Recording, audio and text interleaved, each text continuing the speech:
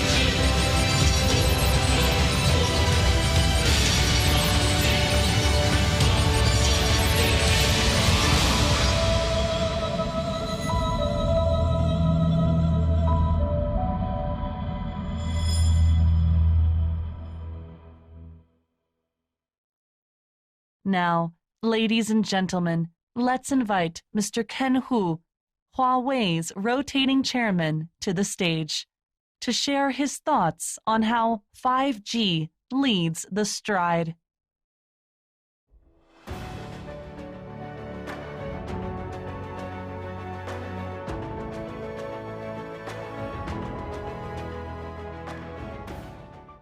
Good morning, ladies and gentlemen. Welcome to Bangkok, and welcome to the Mobile Broadband Forum 2022. Thanks for joining us. It's a great pleasure for me to take this opportunity to share with you some of my views on our industry's development. As we all know, the global economy is struggling these days. Many industries are going digital for new growth, and 5G can help. So the focus of this year's event is 5G. Not just the progress that we have made, but also the opportunities ahead. Today, I would like to talk about these opportunities and how can we make the most of them. 5G has faster than any previous generation of mobile technology. In just 3 years, there are now over 200 5G networks and more than 700 million 5G users around the world. This rapid development is driving new shifts in consumer behavior. For example, high-definition video now accounts for 60% of all 5G traffic. And new mobile applications like short videos, live streaming, and cloud phone are driving growth in DOU, ARPU, and revenue. Even more exciting is in the progress on the B2B side. We are seeing many brand new 5G-powered applications in industries like oil and gas, mining, manufacturing, and transportation. For example, applications like autonomous mining trucks were not practical without 5G. These applications are not only innovative, they are generating real commercial value for carriers too. In China, for example, the numbers are adding up fast. In 2021, Chinese carriers brought in almost 500 million from 5G to B projects. That's from connectivity alone. The exciting part is 5G to B projects have also generated 10 times that amount from new revenue sources like data and integrated ICT services. I'm confident that this momentum will continue, and 5G to B services will become a powerful new growth engine for our industry. Starting back to 2012, after 10 years of research and development, investment, and pilots, 5G is finally in the fast lane. We should all be proud of the progress that we have made. But this is only the beginning. There's more we can do to fully unleash the value of 5G. In the consumer market, more than 1 billion new 5G devices have shipped. Some carriers have achieved a 5G traffic ratio greater than 50%. But for many carriers, it is still lower than 20%. So there's a lot of room to push these numbers up. At the same time, carriers can explore new experience-based revenue models, such as premier packages that guarantee speed and latency. From my observations, these are already becoming popular in Europe and South Korea, and it is growing very fast. As for the to-B market, 5G is a key enabler for digital transformation. 5G's wide coverage and faster speeds are perfect for scenarios like smart grids and smart transportation. In other domains like mining and manufacturing, companies can leverage 5G's reliability and fast uplink for scenarios like video inspection and remote controls. By unleashing the full capabilities of 5G, we can help industries go digital and unlock new growth for carriers. To seize these opportunities, there are a few things we need to do. First, we need to keep building out networks and improving user experience. Right now, 5G only covers 30% of the global population. That's still a big gap with 4G. In addition to coverage, we need to optimize networks for different types of user experience. For example, Chinese carriers have optimized their 5G networks for TikTok and other popular video services. They have greatly reduced latency and lag for a much smoother video experience. As we all know, 3G, 4G, 5G, most consumers are not quite clear about what this means. But the difference in experience is very clear. You can feel it, and better experience is a great way to attract new users to 5G services. To keep pushing experience to the next level, we also need to push network capabilities to the next level. 5.5G is the path forward. Together with carriers and industry partners, we have proposed 4 features for 5.5G networks. 10 Gbps downlink, 1 Gbps uplink, support for 100 billion connections, and native intelligence. To achieve this, the industry needs to come together, define standards, prepare the spectrum, and build out the ecosystem. Better networks will help us to innovate more on services. For consumers, we can provide a brand new experience with services like extended reality and cloud gaming. For example, many carriers are working on enriched 5G calling services, which include smart conferences, real-time translation, and remote guidance. These services will provide users with a brand new experience for 5G calls, like multimedia, visualization, and more personal interaction. For businesses, carriers can go beyond connectivity and provide more comprehensive digital transformation solutions. In the past 2 years, we have seen many great cases in different markets around the world. Let me share with you some examples. In Thailand, carriers are working with partners to help a smart hospital in Bangkok provide new services like 5G smart ambulances and remote consultation. In South Africa, a carrier has helped a mining company find partners to deploy applications on its 5G networks. With these applications, the mine has automated many aspects of operations and maintenance.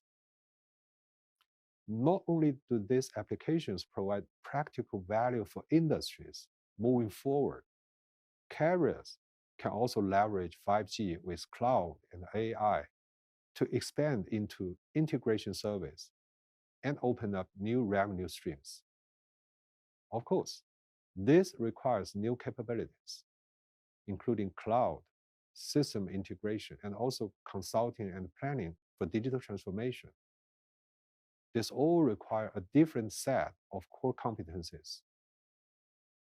And Huawei is more than happy to work with carriers to bridge any capability gaps.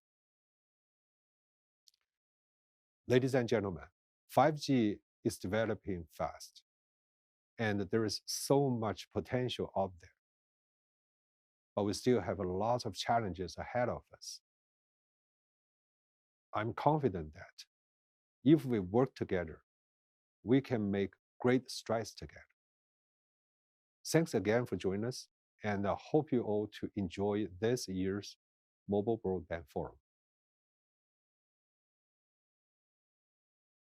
Hu for your inspiring keynote speech. 5G has played a crucial role in driving digital development and inclusion across society by making our world more connected than ever. Next, let's invite our second keynote speaker, Ms. Laura Dewar, Chief Marketing Officer of GSMA, who will talk about building a smart 5G world together.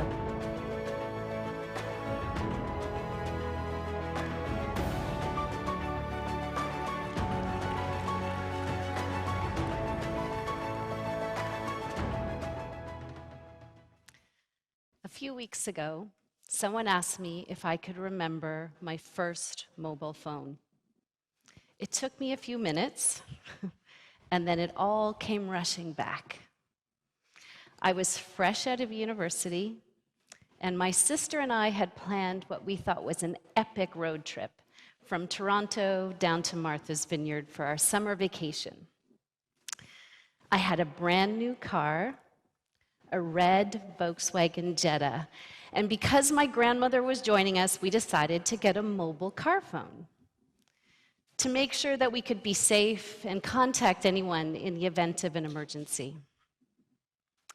I will never forget how cool I felt in that Jetta with my car phone, the wind in our hair, and nothing but open road in front of us.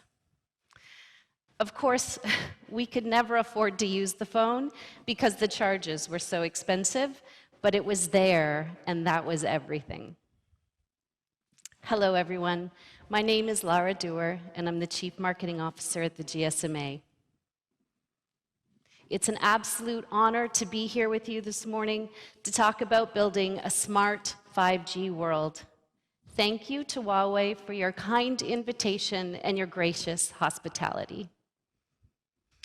When I think back to that road trip, which I promise you was not that long ago, at least not in my mind, and I look at where we are now, I don't think that any young person could have imagined the things that we take completely for granted today. I mean, for that road trip, we had to carefully plan ahead. I had map books. I wrote things down. We had paper in the car, and the instructions were all there. But this morning, I used maps on my phone to get here without even thinking.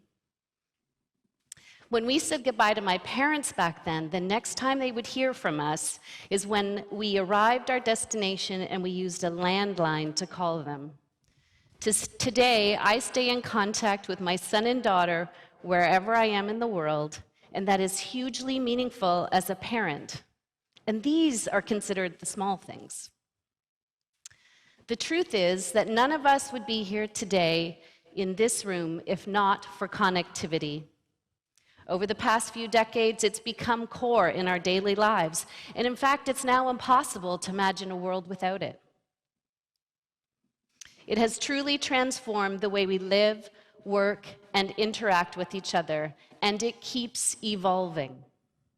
With each new generation of mobile technology, we find ourselves pushing the boundaries of what we thought could be possible. And as 5G takes off around the world and Metaverse and Web 3.0 become the trends to watch, we find ourselves in the midst of the latest technological revolution. And the decisions that you, the leaders in this room, make today will shape what the future looks like. This is an incredible privilege and, frankly, a tremendous responsibility. At the GSMA, our vision is to unlock the full potential of connectivity so that people, industry, and society thrive. And as we continue to face ever more complex global challenges, we believe firmly that the mobile industry has a role to play in bringing about true change. Consider this. As an industry, we serve 5.3 billion unique mobile subscribers. That is 67% of the world's population. In 2021, the mobile industry contributed $4.5 trillion to the global economy. That's 5% of global GDP. So we are an incredibly powerful platform. And since the COVID-19 pandemic hit, the importance of our industry was made even more clear. As billions were forced into lockdown, mobile connectivity was our only source of contact with friends, family, and workplaces. And I think it's fair to say that the importance of resilient mobile connectivity to society, to all segments of the economy, has never been more compelling. So what does the future hold for the mobile industry? The answer is simple: intelligent connectivity. 5G, together with AI, IoT, and big data, bring to us the era of intelligent connectivity, digitization across all industries. Today, over 234 mobile operators in 81 countries have launched commercial 5G services. And by the end of this year, there will be 1 billion 5G connections around the world. By 2025, we expect 5G to account for over a quarter of total mobile connections globally.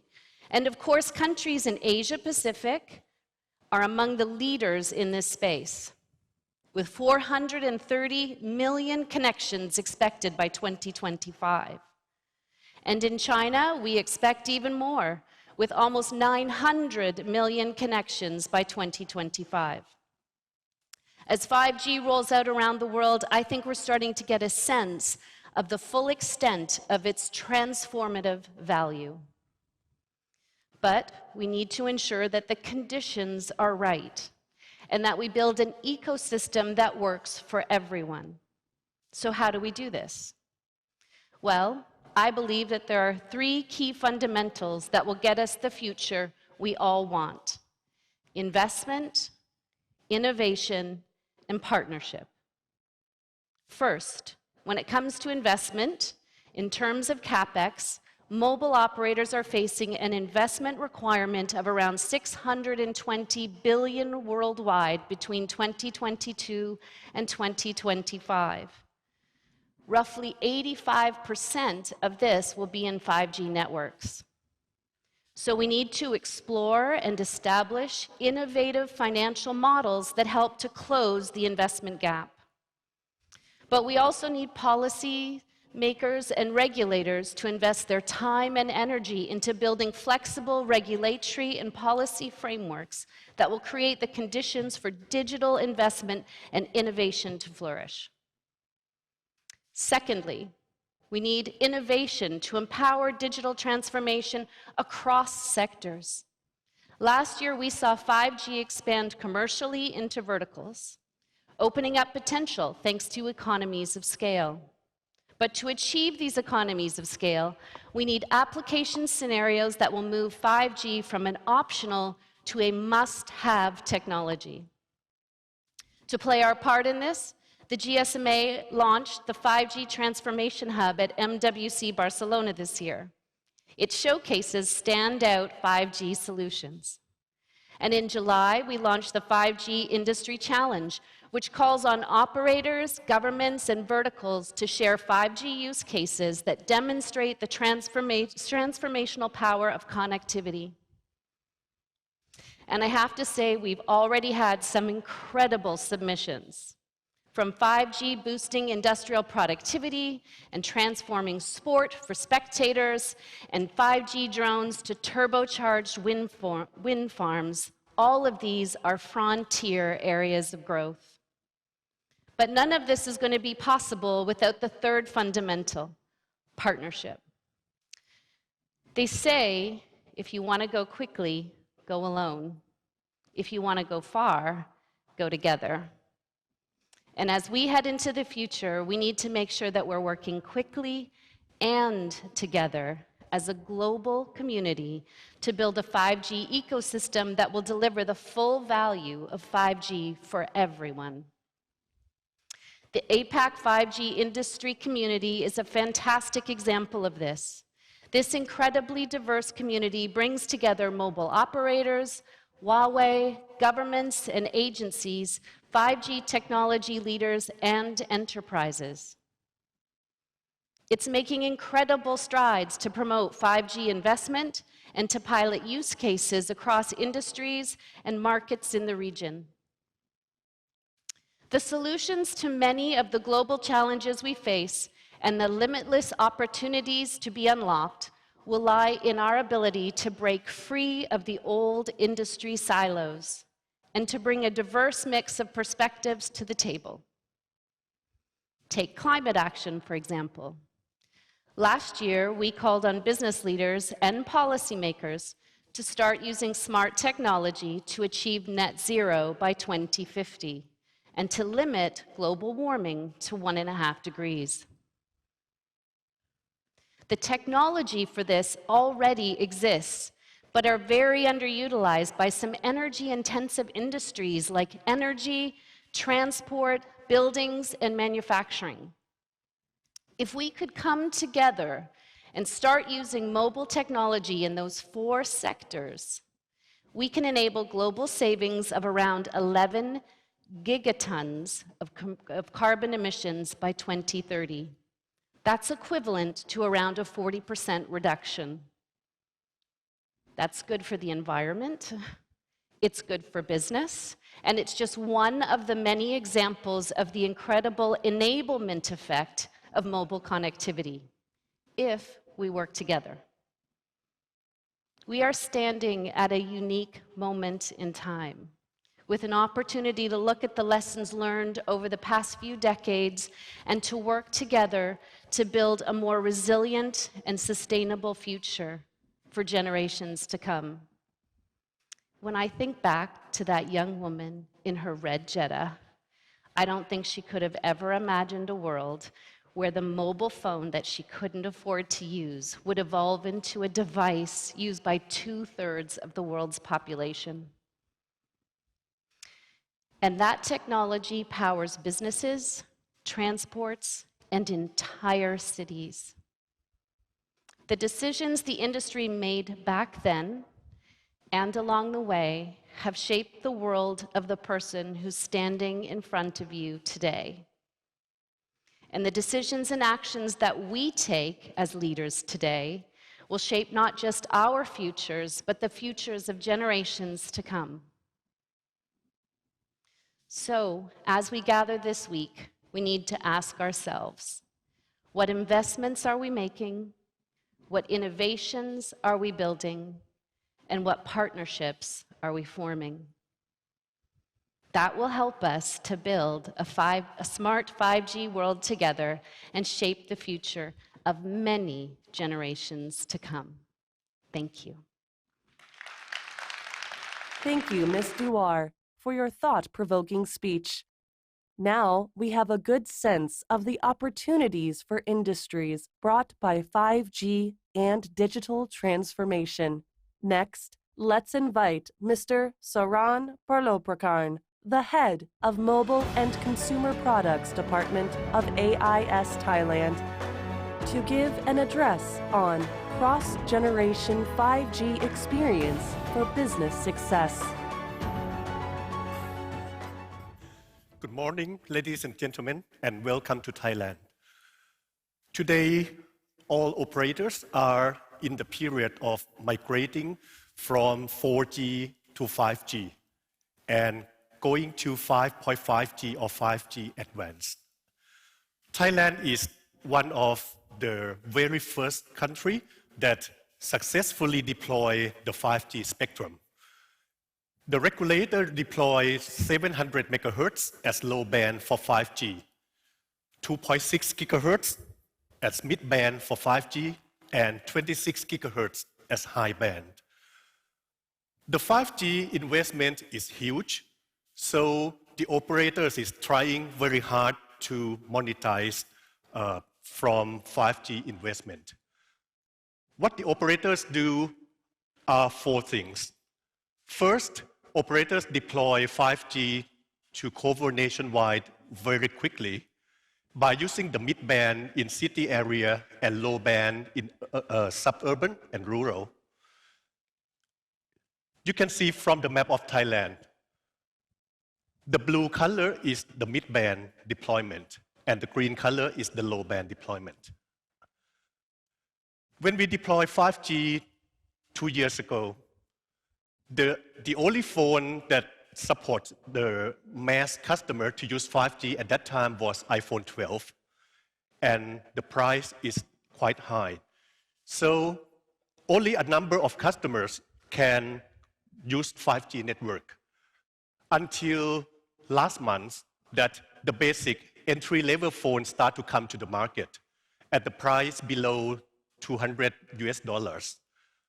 For example, the Samsung A12, the Xiaomi phone, and many other brands.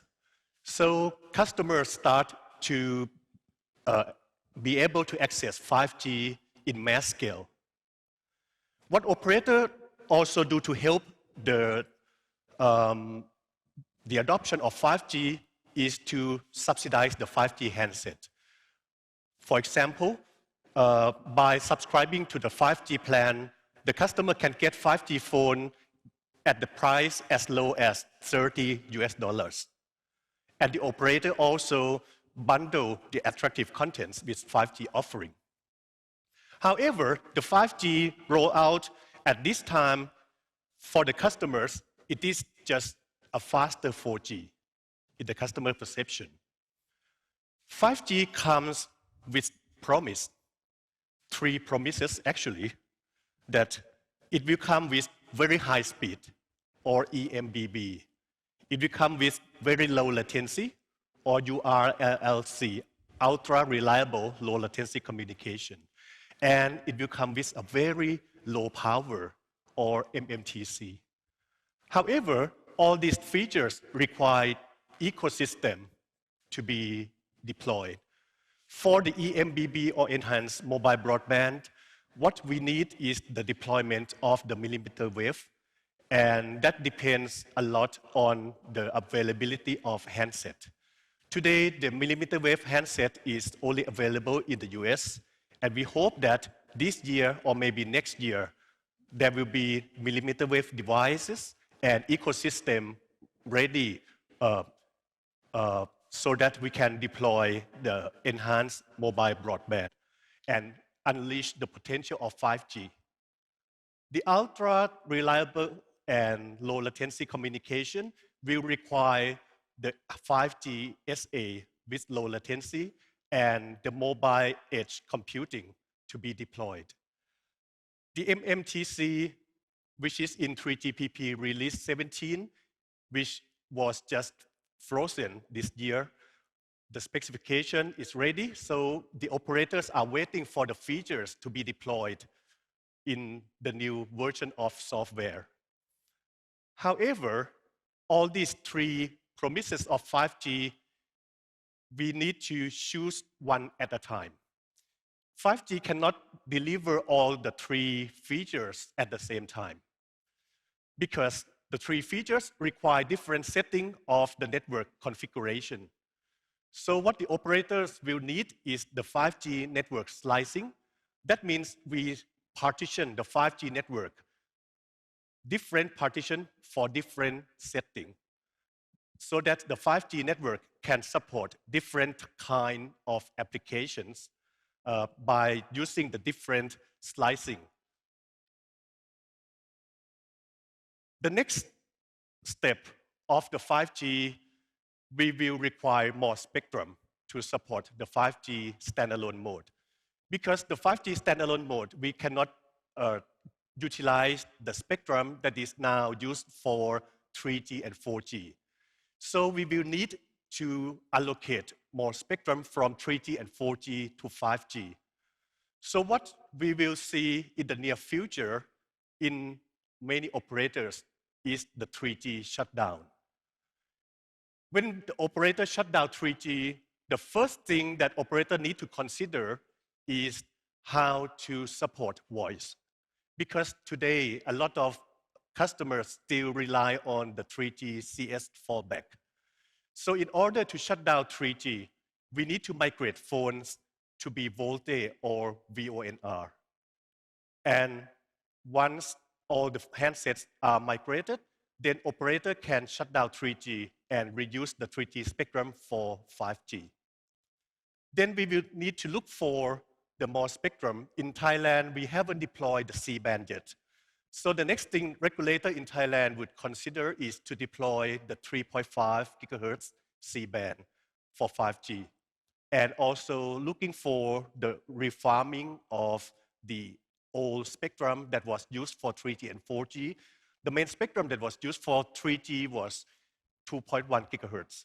And the main spectrum that was used for 4G in many countries, as well as in Thailand, was 1.8 gigahertz. These are the FDD spectrum. So this will be the next step that operators will look for to reform the 3G and 4G spectrum to add to the 5G spectrum that will support the SA mode. Once the more spectrum is deployed, then it will be time to upgrade the old 3G and 4G equipment to support massive MIMO. That will be the roadmap that we will see in the next 3 years. The next step beyond 5G is 5G Advanced or 5.5G.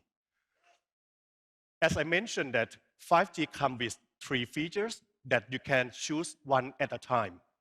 But for 5.5G, let's consider if we can use 2 features at a time. That will bring us new opportunity to have a combination of 2 features. For example, the massive machine type communication combining with the enhanced mobile broadband. We could have the uplink-centric broadband that allow us to have very high-speed uplink for machine that could support like machine vision or HV video uploading. The combination of enhanced mobile broadband with the ultra reliable and low latency communication will allow us to have both high speed and low latency that will support applications like holographic. And the combination of machine type communication with low latency allow us to have the harmonized communication and sensor that would allow us to have a real-time sensor. This will be discussed in 3GPP release 18 that is now being discussed in 3GPP. So we hope that the frozen of the requirement for 5G Advanced will be ready soon, and that will be the next target for operators. So what will happen in 2025? Operators need to upgrade the radio network to be ready for 5G Advanced. Operators also need to upgrade the core network towards cloudification. However, one thing that is very important is to upgrade the network to be more automated, which we call autonomous network or AN. The purpose of AN is to reduce the cost of managing the network by using people, changing to be more automated by using machine. The autonomous network will aim for zero wait, zero trouble, zero touch for the user experience. And for the network operations, it will aim for the self-serving, self-fulfilling, and self-assuring. Today, most operators are operated in level 2, which is partial autonomous network. In level 2, the execution is mostly automated, but the awareness, analyzing, decision, intent, and experience are mostly human. What we aim for in 2025 is whether we can move from level 2 to level 4. That means we leave people to use their intent and experience. But for the execution, for the awareness, for the analysis and decision is fully automated. This will reduce the cost of operating the network and improve the customer experience. In order to deliver 5G for business segments, operators cannot do this alone. In the manufacturing area, there are experts in this area that we call OT, Operation Technology, and the system integrator. Operators need to work closely with OT and SI in order to deliver the solution to industry. Operator can support the spectrum, the network coverage, but we need the hardware and devices from the OT. Operator can support the private network and network slicing, but we need the software and application from OT. And operator can support the edge, cloud, and IoT platform, but we need system integration from the SI. So by partnership with operator, between operator and those who supply the operation technology, we can deliver 5G to enterprise.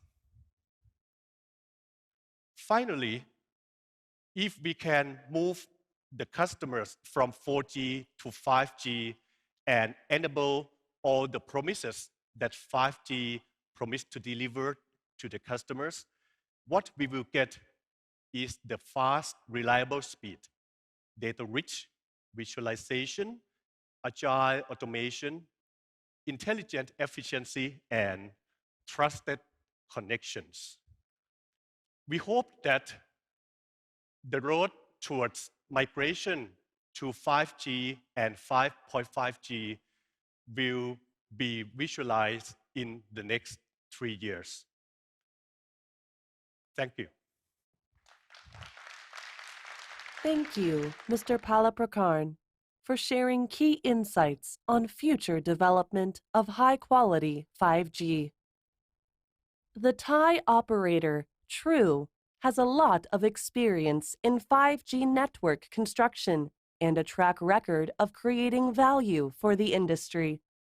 Next, I'd like to invite Mr. Thanaphan Manavutevith, Co-Group Chief Commercial Officer of True Thailand, who will give a speech entitled 5G Innovation, Driving Business Success.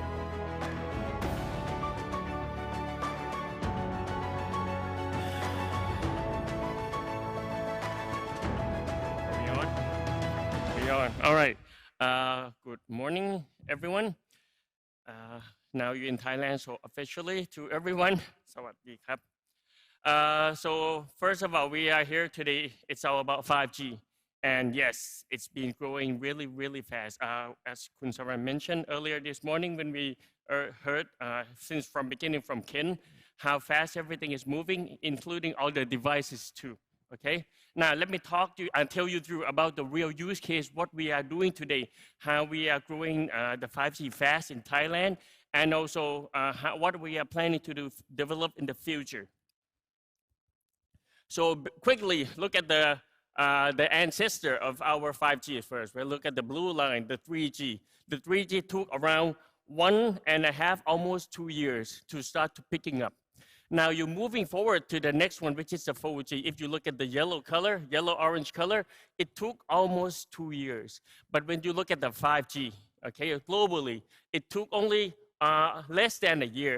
You take out the China, which is the biggest customers group of this, we are still growing in 3 quarters to 4 quarters for 5G. 5G pick up really, really fast at this stage. Now, look, if you look on your right side here, the key success factor for us here in Thailand of the growing is that its ecosystem is ready.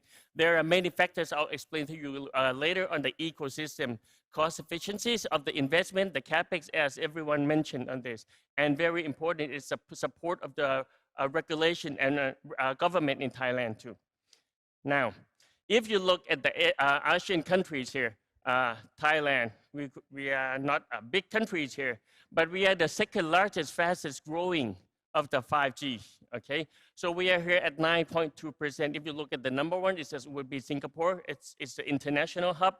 It's at 13.9%. We are growing really fast. Maybe next year we could catch up. We'll find out. And of course, look at the numbers by the end of this year. Together of all the operators in Thailand, we're going to be growing to more than 10 million of 5G customers. And one of the numbers and the figures that I'm really happy this morning was looking at Ken's presentation earlier, right? He was showing the number of the device of 1.8 billion device. Everything is a large number. And I was like, oh my God, what data am I presenting here today? But there's one thing that we are actually beating the global. The 5G coverage globally, it was 30%. But right now and moving forward, it's only 2 months away here. We are going to be covering of the 85% coverage in Thailand. So we are beating the global rate. That's what we are happy now. 5 key things, okay? 5 key things that we are the core and the heart and soul of our 5G fast expansion. It's a network, device, use case, partnership. Everyone mentioned about partnership today and regulation. So why network is the number one thing? You can have the device, many devices around the world. You can have so many use cases, many partners. You don't have the network, there's nothing you can do. So network is the core of everything here. And then the device, use case, partnership, and regulation. I'll explain everything in a deeper detail later. In terms of 5G expansion in Thailand, we are covering 99% of the Bangkok metropolitan area already today. And also in the EEC, which is all of the industrial area, that would be Chonburi, Cha Cheong Sao, and also Rayong. So all of the big industrial companies will be there anyway. Besides, we have 7 frequencies together so that we, both 4G moving up to 5G, we can cover every type of use case to our customers. So our 7 frequency bands also help us making everything suitable for every use cases. Now, you have the network ready, right? What would be the next thing? You have the network, then you would need to have a device. If not, you can't do anything. In terms of device, if you look at 2021, of all device and handset, tablet, everything, there are only 5% of the device that has 5G capability. Moving into this year, it's been 15% already. So we start to have those. We are working with Huawei. We have the Mate XS2. We have the P50, and also many other companies that we are working with, Oppo, Samsung, Apple, right? And moreover, we are doing our OEM device here, which is less than $200. So people from the high-end range until the regular income people can actually engage and use 5G device here in Thailand. Now, you have the network, you have the device. If it's your first time here in Thailand, just so you know, everything you go shopping and buy, all Thai people, flea market, everything, they ask the last questions before you purchase. How much discount can you get? So Thai market are extremely spoiled. So we have the device, then we use our loyalty campaign for loyalty points. We just tell them use X amount of point and then they get the discount for the device. And then if maybe not just only loyalty point, we are working with a company called Asset Money, allowing to give the customers the loan and installment. So if you want to use 5G device and maybe you're not ready in terms financially, we have the Pay Next and the Pay Next Extra campaign to help them. So we have the device, we have the discount. Now we have the financial option loan and installment to support them. Everything ready. Then what is the last thing? It's a channel that we support them. So if you look at the 6 bubble on the right side here, the first 3 would be our e-commerce. It's the online channel and application channel. You want to get the device, go to those access channel. And besides, you can go to our strategic partner, which is 7-Eleven, Macro, and Lotus here in Thailand. There are everywhere in Thailand, total of more than 15,000 locations. That means you have the network ready. We have the device for you. We have the promotion, and we have the access point for them everywhere. We look at the statistic, right? What would people want to use so that we can actually provide something, a real use case that they can enjoy using 5G device? HD video streaming. I'm sure everyone, we are using it internationally. Everyone probably use Netflix.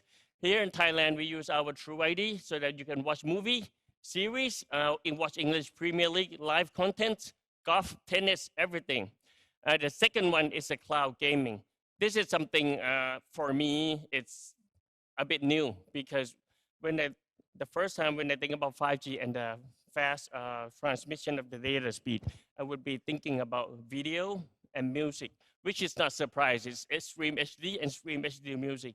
But cloud gaming is something big and gonna be moving forward faster on this. Other than that are the AR and VR. These are the things that I'm sharing with you all about the real use cases that we have today. We have the device, but then if people just buy the 5G device just for voice call or just for texting using WhatsApp or Line, maybe it's not the real use case. They don't need 5G. So we put together 4 core pillars that we offer to customers. The first one on your, now I have to look at my screen, on your left side, right?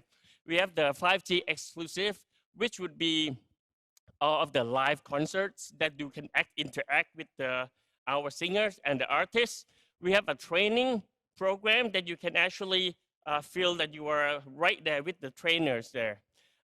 You want to go sightseeing somewhere in Thailand, we're working with the Thailand Tourist Authority so that you can actually look at those locations of where and what they have there in those provinces in the one you see in Amazing Thailand. Now, look at the right pillars on top is the HD video streaming. Earlier that I mentioned, there are movie series people can watch everywhere. People used to have to watch it more at home. You have your fixed broadband at home, right? Now they can just use this 5G device and access all these movie contents and Premier League game and Champions League, even Formula One. The last 2 of on the bottom right is the cloud AR and the cloud gaming. As I have mentioned to you, it's more than just a game that you maybe 20 years ago when you play your snake game on the Nokia phone, right? It's no longer on those games. People are looking for something more realistic. For example, those shooting basketball in a in the AR mode or playing games with their friends. And the cloud gaming, as I have mentioned, why cloud gaming? You used to have a very high spec of your PC to be able to play some maybe fast moving and a hard and a big games, right? But not anymore with the cloud gaming and the 5G speeds. Everything stores in cloud, and because of the 5G technology, it's a low latency and the reliability that allow people to be able to compete and play with their friends. Not anymore that people playing a shooting game and then get hit before hitting others back. In summary, if you look at the 4G subscriber, from year one moving to year two, 147K moving to 1 million. Back then, yes, let me tell you, we were like, wow, we are growing. And then from 1 million to 4.7, oh, wow, we're growing 4.7 times. But you look at the 5G today, we are growing from 800K, we're growing up to 5 million. And by the end of this year, we are definitely hitting more than 10 millions together, altogether in Thailand here. Because of all the network facilities, everything are ready for us here in Thailand. Very quickly, everything I just mentioned to you is about the B2C, is the consumer part.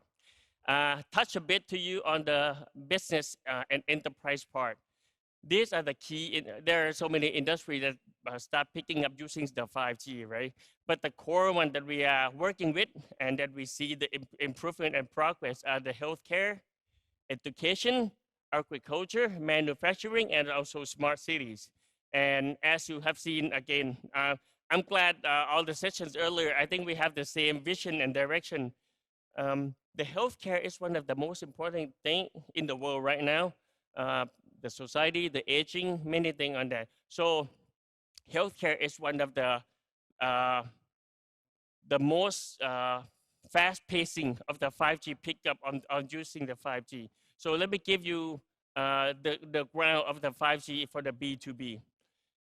Consumer, on the consumer side, as I mentioned, you have to have a strong network. Same thing, they need a strong network. You have to have a bandwidth guarantee. You have to have a low latency on that. And of course, you have to, it has to be reliable because it's for a company, for a business.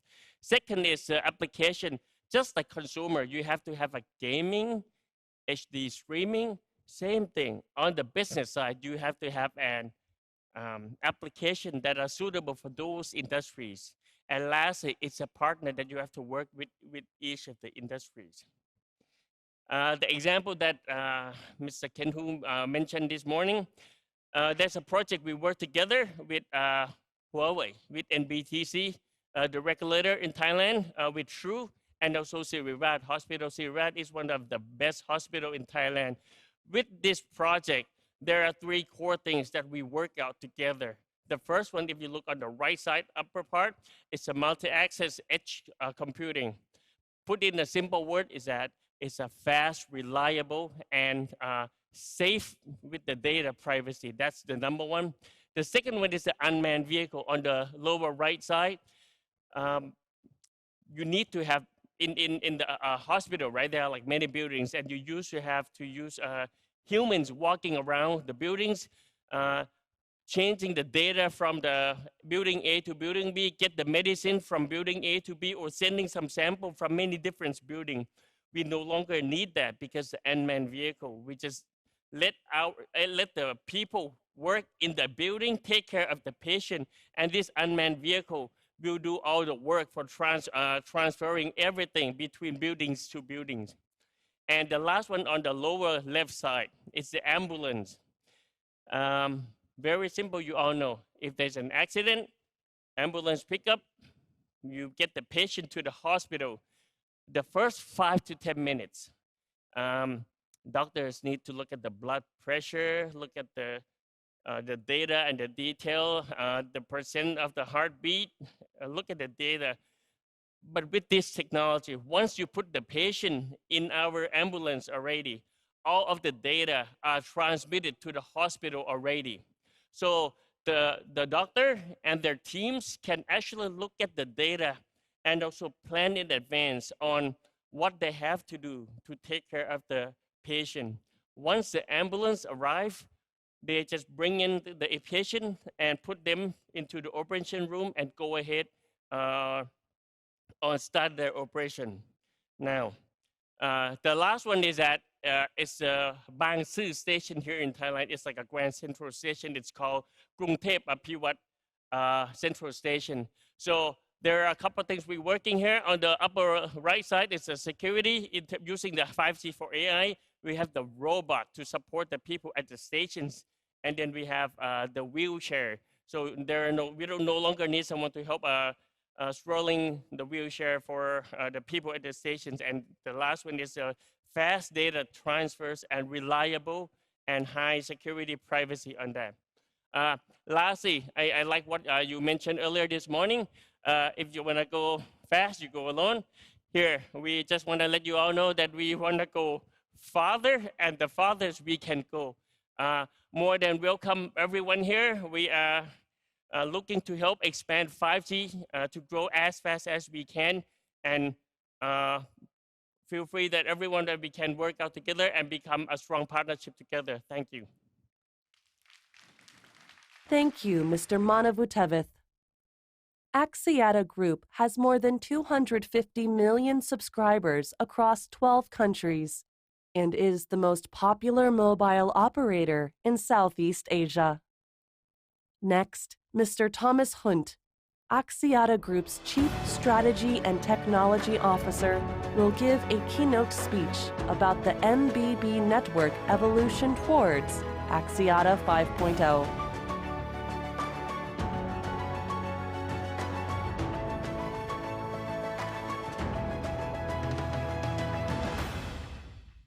Good morning, ladies and gentlemen.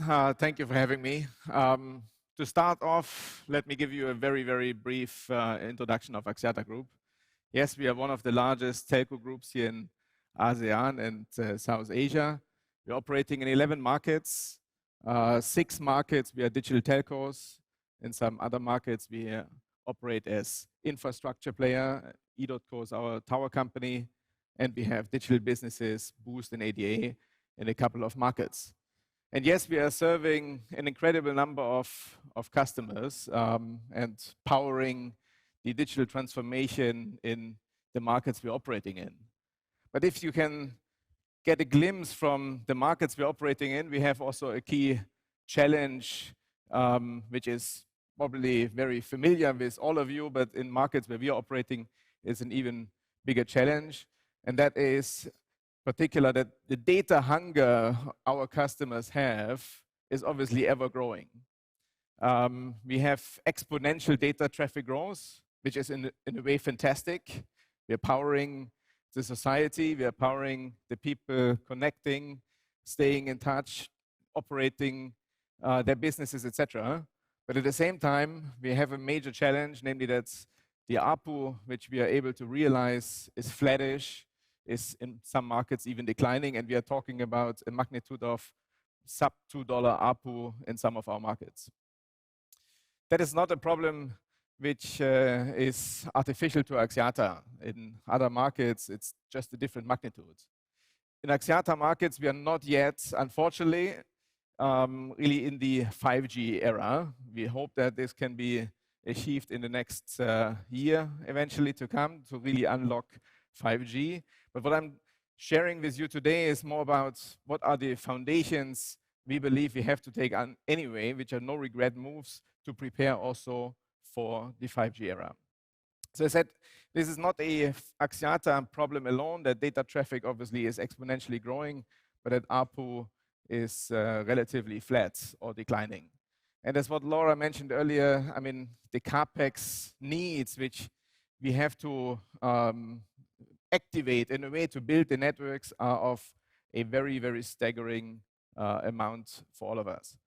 While obviously we love to give faster speeds and better latencies and to the consumers to enable fantastic use cases, we have to tackle the production cost challenge. And that's the Axiata approach. We call it collective brain, where we have pooled our very, very inspired minds from all the opcos to solve that problem together towards a very, very low-cost bit factory. We have defined for ourselves a target of 10 cents per gigabyte production costs, simply because we can't afford any higher, and the yield which we are realizing per gigabyte is ever declining as well, because ARPU is flat, traffic is going through the roof. So a number of activities we have put together for ourselves, which are about tackling the legacy, sunsetting 3G, voice over LTE, of course, open networks in a way, spectrum optimization, spectrum efficiency, network de-risking, very much autonomous network and lean operation as activities to really get there and to achieve the 10 cents per gigabyte by 2024. And we have made, in a way, great progression. We started in 2020 at above 35 cents a gigabyte. And literally every year we have seen a significant decline, which is fantastic. But I said at the same time, the yields which we are able to realize, they are declining literally in synchronous modus, right? So at the end of the day, the yields and the costs are not giving us a fantastic data margin. And that's something which we have to address further through structural transformation. We're looking obviously permanently at our vendor and partner setup and the strategies. 5G, we believe, with all these great and fantastic use cases as what we have seen, which are out of question, production costs, bit factory will come down considerably simply because of the higher spectrum efficiency, etc. But at the same time, we have to make money and we have to invest substantially into rolling out continuously 4G and 5G networks. As said, we have tackled 3G and legacy in our markets. I will go a little later about the achievements in 3G shutdown in some of our markets. Very much about consolidating the legacy. Data centers have to be consolidated while we are planning to build edge data centers in future. We're looking at smart and very lean operation. How can we really get to the bottom of the production in a way? Same goes to how we can save energy. Energy is one of the key drivers of costs of our business. Obviously, we have at the same time very ambitious goals towards clean energy and zero carbon footprint, but it's also simply a financial aspect, right? Green energy in this case and energy savings are very much in our heart, and that's where we are fighting very hard, and it will help us to bring down our production costs. So our objective, 10 cents a gigabyte by 2024, is a very ambitious journey still. The low-hanging fruits, in a way, we have reaped. Now it is very hard work, which the community, the tech community, and beyond in Axiata has committed to solve for ourselves. As I mentioned, 3G sunset has been one of the key contributors to bringing down production costs so far. We have sunsetted 3G in Malaysia, we have sunsetted 3G in Cambodia, and with fantastic outcomes. In Sri Lanka and in Indonesia, it's very much advanced. We are moving along that line, and we can see that both data traffic, which we can generate with 4G, obviously is going up, production cost is coming down, and since we have in those markets made very, very significant efforts around voice over LTE, the voice quality went up simultaneously. So literally it's a win on all aspects, but certainly before we pulled the plug, we were very much concerned about the risks. Risk, obviously, that eventually the very small number of remaining users on 3G might have a disconnection experience. But ultimately, we managed, we took the leap of faith, we took the chance, and in those markets where we have completed with fantastic results. At the same time, we are very much engaged in transforming our IT. We have embarked over many years on an IT transformation journey from a, in a way, architecture where every of our opcos had their individual architecture, no standardization, no harmonization. We evolved towards a standardized architecture. We call it a hamburger stack, very much microservices-based, open APIs, digital stack, which gives, in a way, the full ability to connect with partners. And yes, we are totally aligned that partners going forward is absolutely critical. We can't build all the use cases which consumers are craving for, but the partners can do. And what our role is to enable those use cases. And that's why an open stack, open API layer stack is what we have been building. We have also taken a stance to take back control. So we have built an organization, roughly 1,300 high-skilled software developers in Axiata, which are, in a way, taking both DevOps roles as well as support roles to all our digital stack. So taking back control, building, again, expertise in-house on the software side, that is a very fundamental building block for us in going forward. As a result, we have achieved great advancements on cost, on go-to-market speed, and in a way also on CRs to the partners. So what is next for us? Our thinking process is connectivity as is right now in a fully integrated telco mode. That is unlikely what we believe we can succeed in. So we are believing in building, in a way, a de-layered structure. We have started many years back with taking our tower infrastructure out and putting it into a separate entity, e.co. And that eventually can go further to de-layer our networks, eventually netcos, fiber cores structures, because we believe that this CapEx tsunami, which we have to continuously manage, is very, very challenging for us to afford. But also the infrastructure and the assets which we have to put in play are eventually utilized better if we share, if we collaborate in the industry and partner. At the same time, we believe that the journey towards a platform play, a platform core, is what we would like to proceed. And that requires to build tech core capabilities.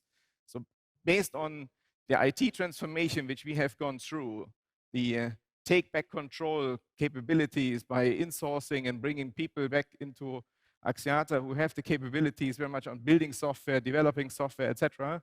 We believe the approach towards building a platform layer is feasible, very much open APIs, changing the way of we work, and eventually looking at what is the setup between OPEX, CAPEX, asset light model in a way to enable with our platforms the use cases which the developer community out there, both on the consumer side and on the B2B side, can build. So we have a blueprint developed for ourselves, which we are following through. We are very proud partners of TM Forum. TM Forum recently has acknowledged Axiata being one of the 3 global telco groups on an ODA track already, ODA enabled. And that is a result of what we have built, take back control as the foundation, then the platform layer which we have built, and I will talk in a minute about it, DTE, and then on top, ODA.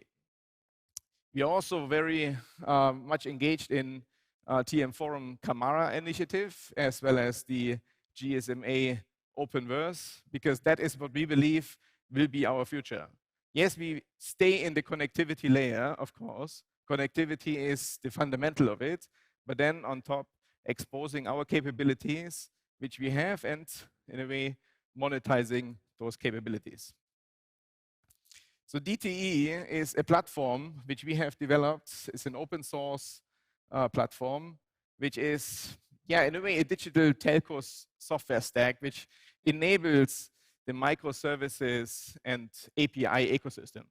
And it's open not just to Axiata. We would be very happy to engage with you to build this as eventually a platform across many groups, because it is enabling exactly the platform play, which we believe both towards the small and micro and SME sector in the markets, but also entrepreneurs and use case developers will be enabled through it.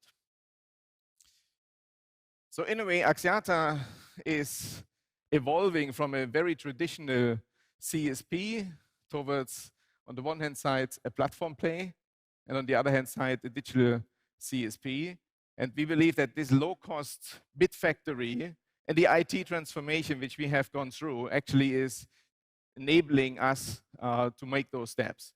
And those things are, in our point of view, very much the enabler as well for a striving 5G world for us in our markets, which hopefully in 2023 we can put flags into our markets to be 5G ready. At the end, certainly sustainability and all the ESG commitments which we have put forward being the wrapper around. And yes, digital inclusion in some of our markets, we are still having untapped potential where people are not yet having full broadband connectivity. So we are working very hard to get people obviously connected in every corner of the geography. Thank you very much. Thank you, Mr. Hunt, for your wonderful presentation. South Korea was one of the first markets to deploy 5G and has seen a huge surge in 5G users. Mr. Yoon Ho Choi, President of LG Uplus XR Business Department, will deliver a speech entitled Key Initiative to be a Leader in 5G Market.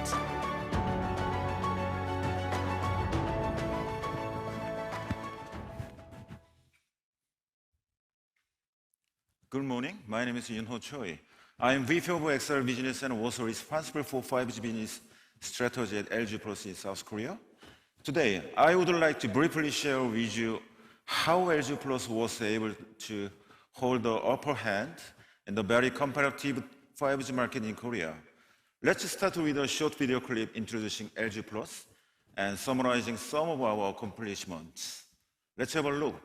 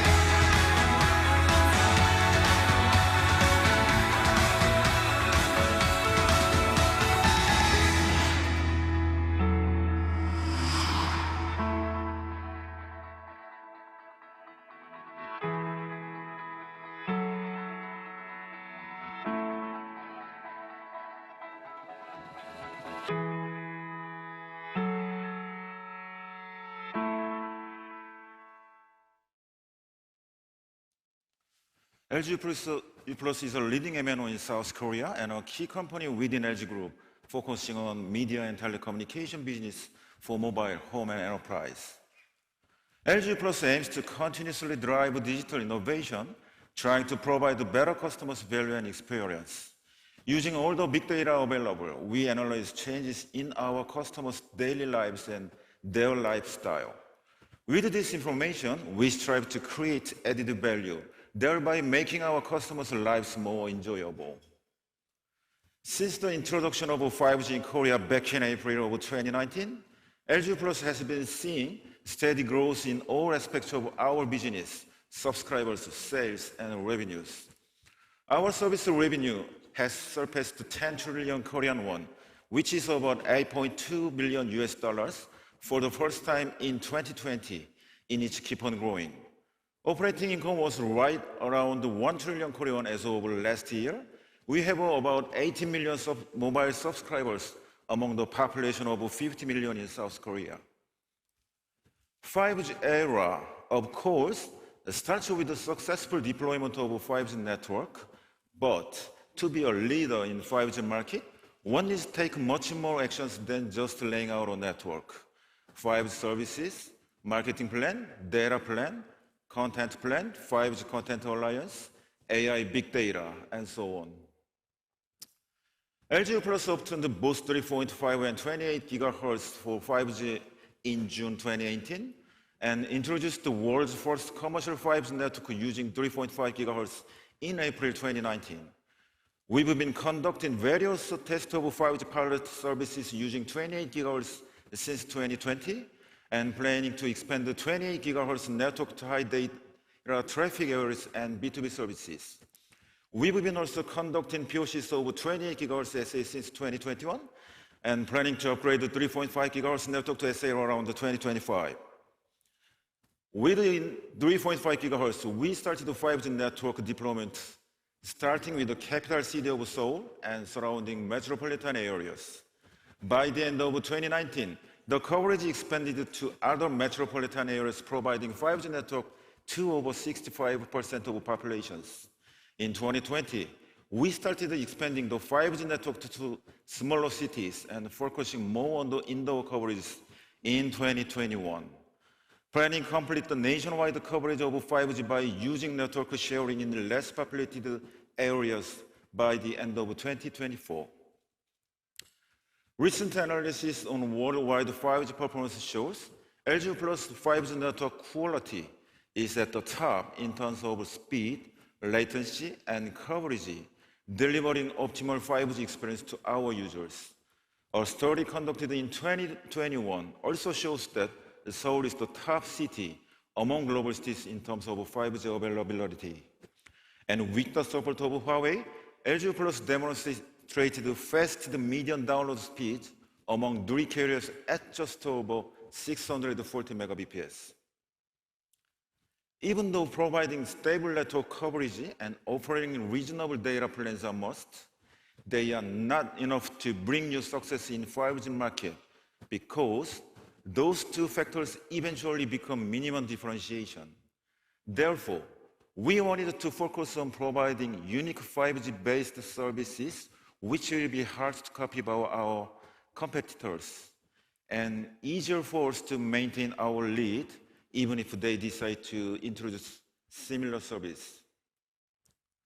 Why is 5G service a key to success in the 5G market? Because with this service, customers understand what to do with the power of 5G instead of just talking about the speed, latency, and connectivity. We wanted to show our customers how 5G service can change their daily lives. We started providing number of mobile media and content services created for 5G network right from day one. Uplus VR and Uplus AR for immersive digital content, Uplus Idol Live for exclusive K-pop multi-view content in 4K, Uplus Pro Baseball and Uplus Golf for sports fans to watch and enjoy their favorite sports in a way never done before. Bring high-performance desktop-powered mega-hit games to game manias on their mobile device. Home fitness application for your daily workout, and bring kids' favorite storybooks alive with AR library. With excellent 5G network and unique 5G service, we wanted our customers to experience what is waiting for them at first hand. We opened the pop-up stores and experience zones around the busy subway train station and city centers for our customers to freely visit and try out our service. Also, created mobile experience zones on trucks to take our 5G services to the customers where they are, like parks and shopping malls. Let's take a look at one of those successful marketing campaigns on AR Art Gallery. Let's take a look, please.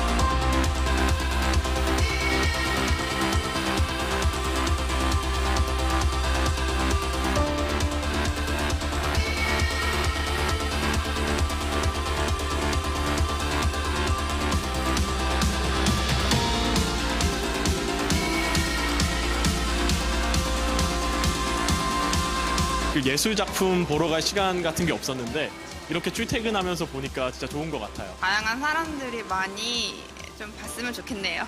액자 속에서 그림들이 살아서 움직이니까 좀 신기하고 새로운 것 같아요.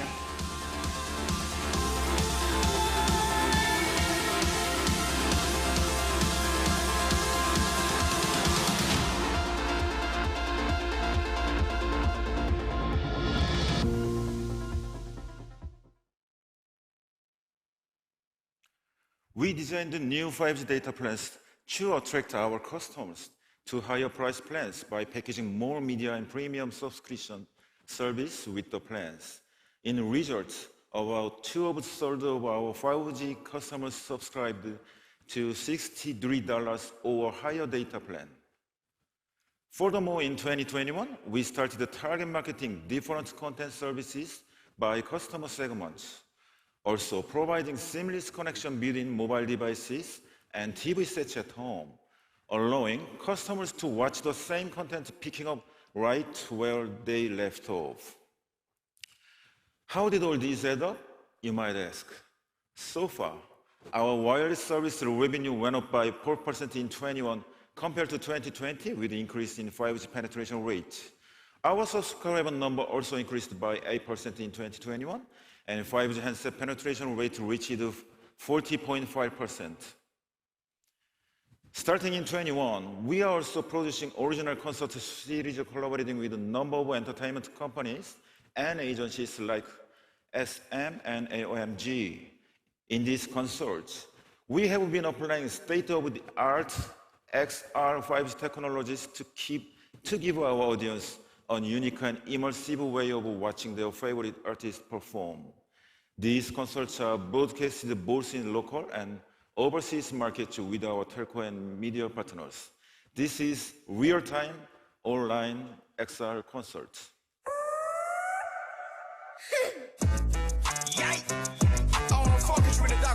Do you wanna fuck my crew? Dang, God. I'm back Not versus die, I'm ready to die and I'll be ready to die. 가져와 전부 다,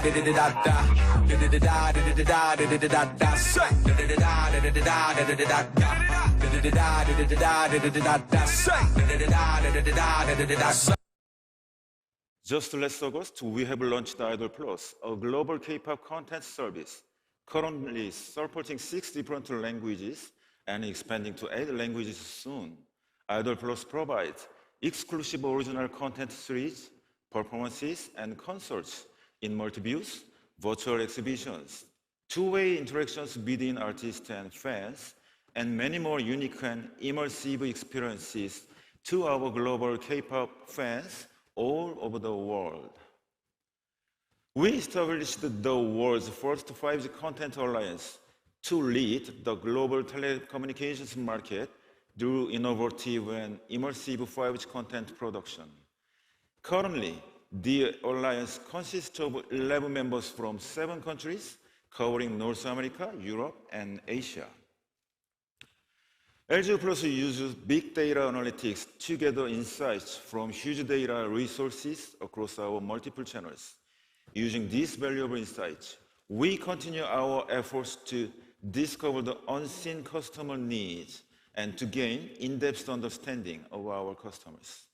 With the focus on providing exceptional services through entertainment platform, lifestyle platform, kids education platform, and Web3, LG Plus strives to become the lifestyle mate for our customers to enable more valuable use of their time. Thank you. Thank you very much. Thank you, Mr. Choi, for sharing your illuminating experiences in developing innovative 5G services with LG U+. Vodafone Group is one of the world's most prominent mobile operators, and the company's 5G network development strategies have made waves throughout the industry. Now, let's invite Ms. Nadia Benabdallah, Vodafone's Network Strategy and Engineering Director, who will talk about why 5G built right matters.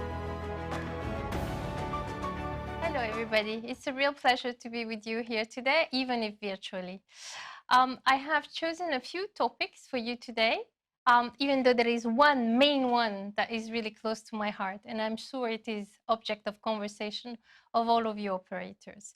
But before I start, I wanted to frame the presentation a bit with the building blocks of what I'm going to talk about, not necessarily in the order of the slides.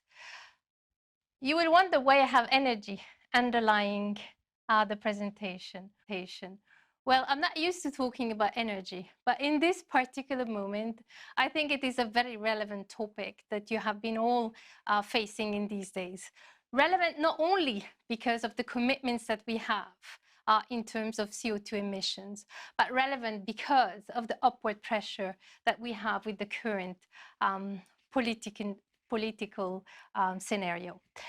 Now, besides that, I'm going to look at how the needs of the customer will evolve with the advent of new devices. Obviously, there will be new needs on our networks, and we need to meet them through the evolution of our RAN. So RAN enhancement in order to make sure that we continue to fulfill the need of the customers while deliver excellent quality. Obviously, we continue our journey of virtualization and cloudization. We are beyond 80% of virtualization, and the natural evolution with the advent of 5G is to move toward cloudification. And if we want to build any innovation, and if we want to build revenues on network that goes beyond simple connectivity, starting to look at automation and orchestration in order to drive new scenarios such as network slicing. And then, on top of all, the abstraction of our network, the abstraction of its complexity to expose its capability through programmable APIs that will allow us to really develop a new way to deliver services towards our customer, both consumer and enterprise, and why not be attractive towards the developer community in order to build new innovative application services for our customers. Now, I'd like to start with 5G, so the evolution of our RAN. And for me, this means 5G built right. We know what our customers need and our also shareholders. They want high speeds, they want low latency, they want high reliability, they want broader coverage, and obviously they want to drive efficiency. And if we develop 5G right, as I said, with 5G built right, that means that we need to drive massive MIMO. So we need to deploy the higher bands, the 3.5 gigahertz, and not just do DSS, because having an icon that says 5G on the phone doesn't mean that you deliver the 5G experience to the end customer. We need, obviously, for the latency to deploy the new core, so 5G standalone, but also to look at the possibility to have scenarios that cater to the specific needs of the customer through network slicing, but also where we need really real time, looking at moving to the edge and offering edge computing. When it comes to high reliability, there will be applications that will require high reliability, high security, and there are many already today. The possibility to look at specific slices to cater to those needs. When it comes to broader coverage, looking at the lower band, the 700 megahertz, which is the newer one, and why not also the other band, 800 and 900, if we drive, for example, 3G shutdown in order to be able to do refarming.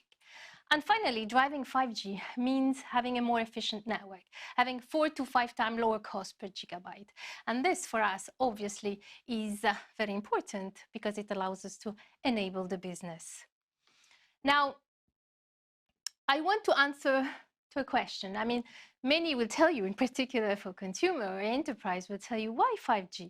Do I really need to do it now? Why do I need to deploy it this year? Why not next year? Why not the following year? Because I don't see applications that really require 5G today. It's true, today most applications can be delivered through 4G.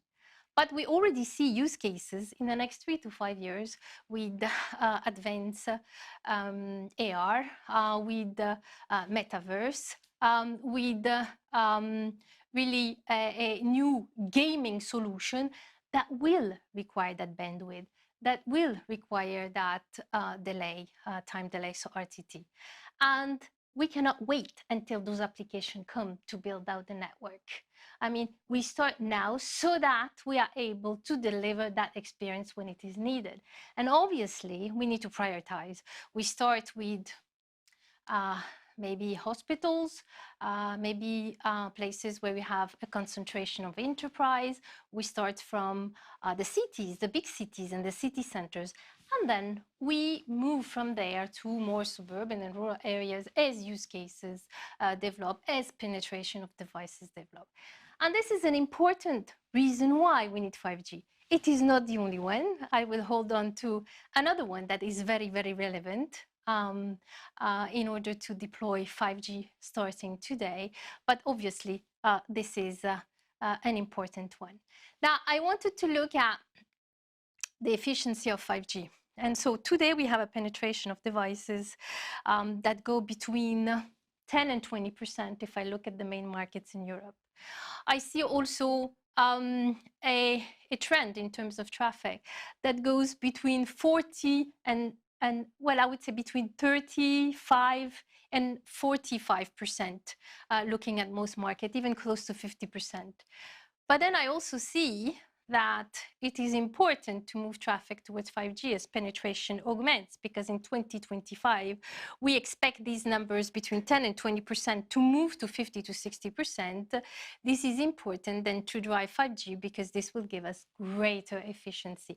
If you look at the slide, you can see that already in 2022, with the penetration that is between 10 and 20% of devices, we are already almost at the same efficiency of 4G.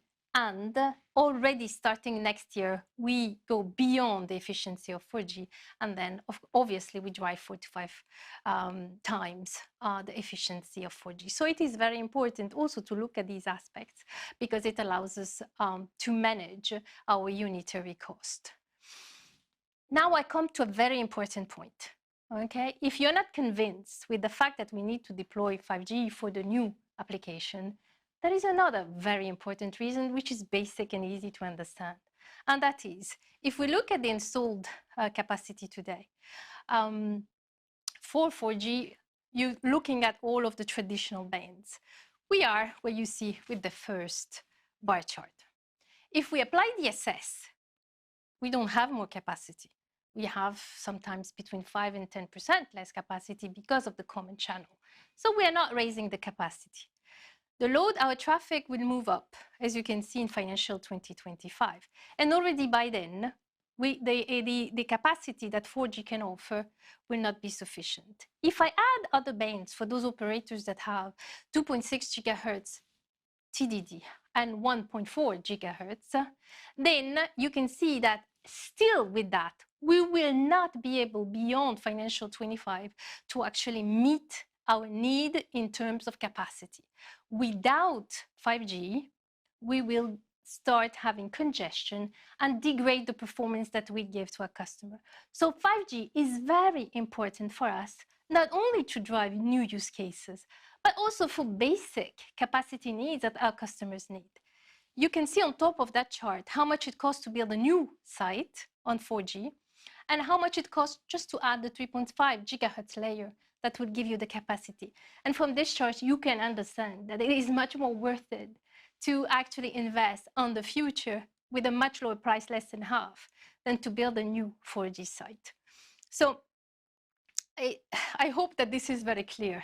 5G is not useful only to drive innovation, new innovative application, to actually enable advanced virtual realities, but it is important for also survival, because it is our bread and butter being able to manage the actual traffic that our customers are offering to us. And since most operators like me like empirical example and not just to hear about things, I wanted to give you an example, very simple, London, the first 45 sites in London that we have deployed. After we turned them on, okay, 46% of the traffic moved to 5G. As I said, the device penetration is between 10 and 20. I'm not going to say exactly the number, but 46% of the traffic moved to 5G. This is impressive. That means that even with the current penetration of devices, we're able to really offload the 4G layer. And so, for sure, not invest on the capacity on 4G and give a better performance because we are offloading a very heavily used layer. The last line of the little table shows you also that without that layer of 5G, I would have gone in March 23 beyond 100% utilization, so congestion of London. So, I mean, I think that this is an important, empirical, simple example that shows that we are able today already, when we deploy sites, to drive, offload, and so to save on capacity investment on the 4G and to give a better experience. Now, we have the traffic growing exponentially. It has been growing at more or less 40–50% per year, as you can see in the first chart. Yet, as operators, we have done an excellent job at really keeping in check, in control, our energy consumption. As you can see, with all of this evolution of the traffic, we have plus or minus 1% variation between the years because we have driven modernization of our network with equipment that is more energy efficient. We have driven decommissioning and disinstallation of old legacy equipment. We have worked hard with our partners to make sure that the equipment that we use are most energy efficient.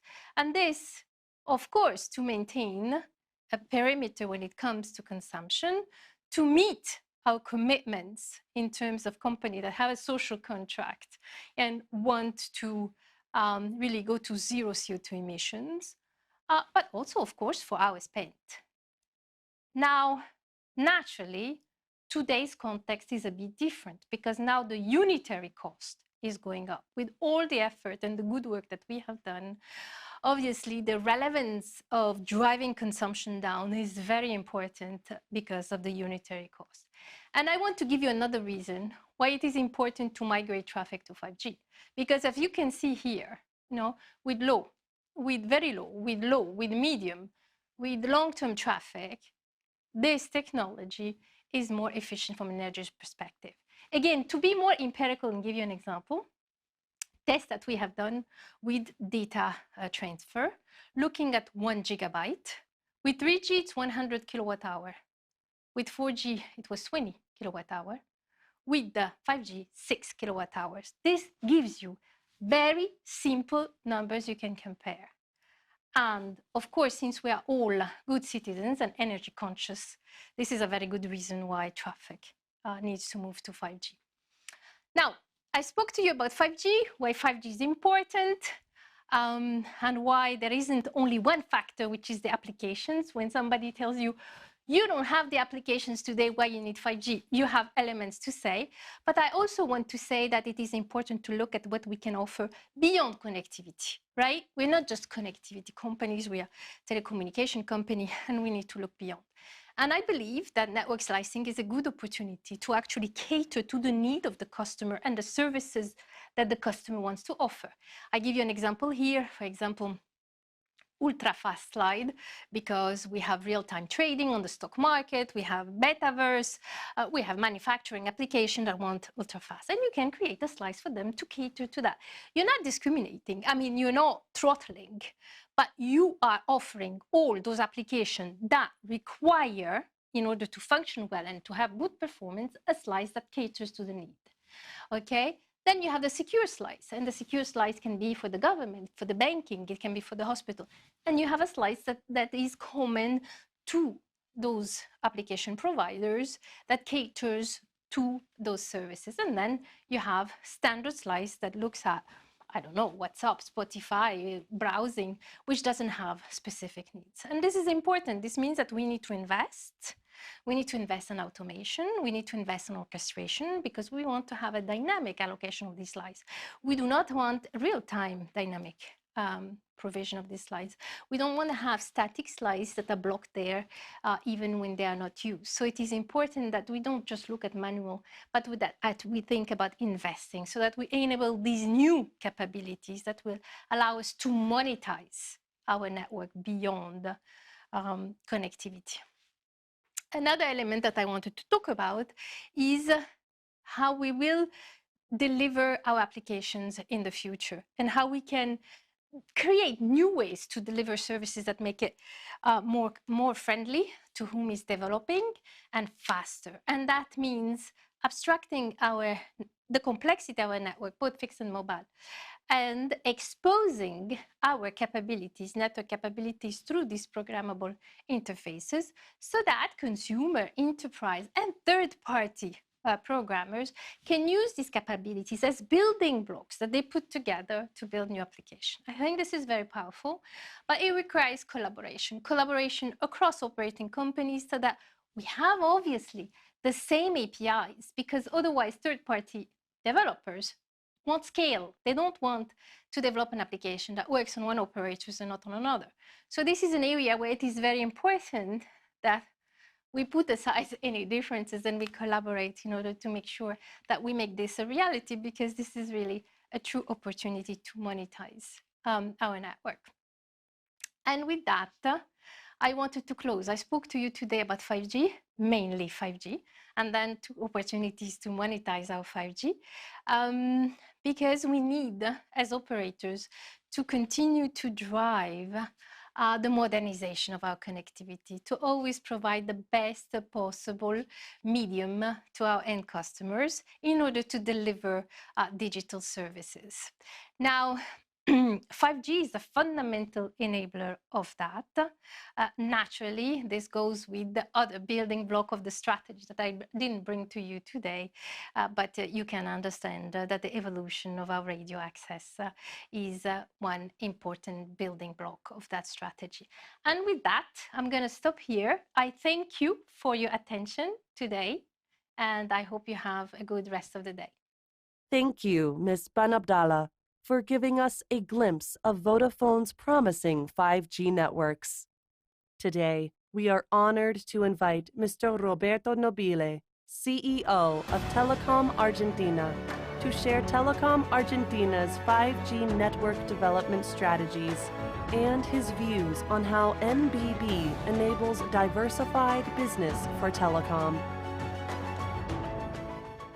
Okay, good morning, everyone. Thank you for the invitation.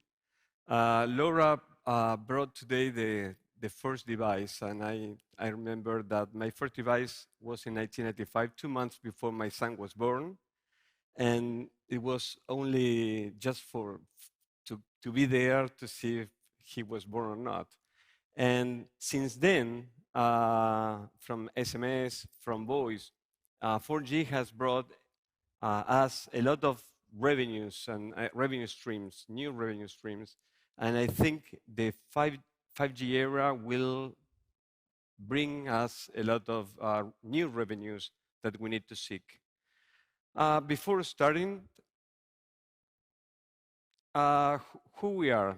We are Telecom Argentina. Telecom is the leader operator in Argentina with 33% market share in mobile, but 37% revenue share in mobile. So we are driving revenue from our customers. We don't want to show that number because it means that they are paying more for our services, but really the experience is much better than other operators.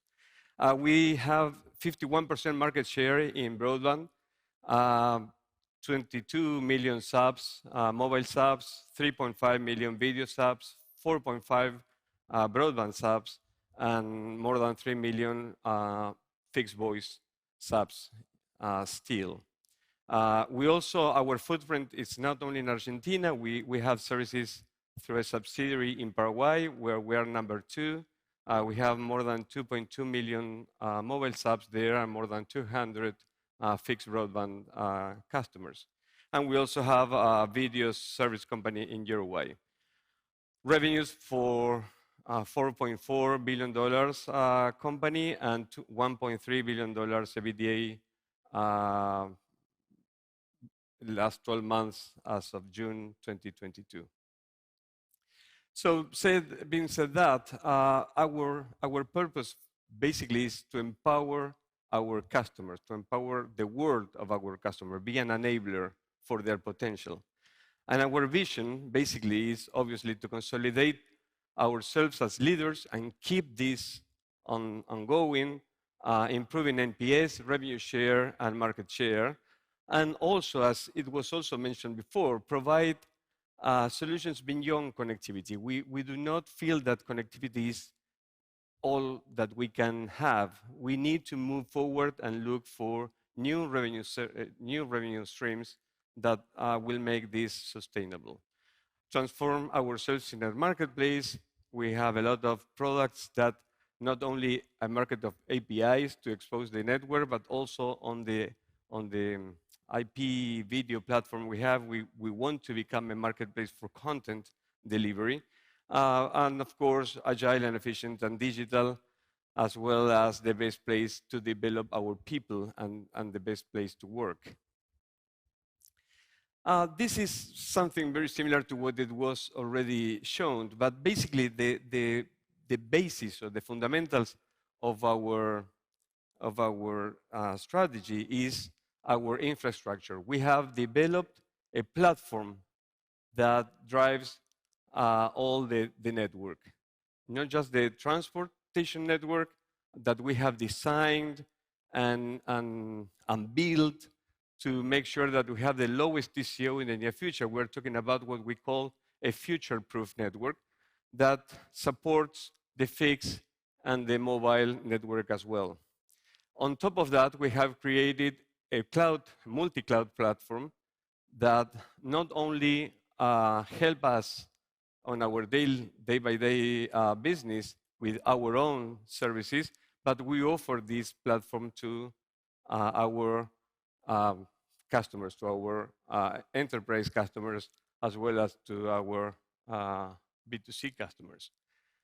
But this also is talking about capabilities. What are the things we need to start creating within the company? And we are talking about data.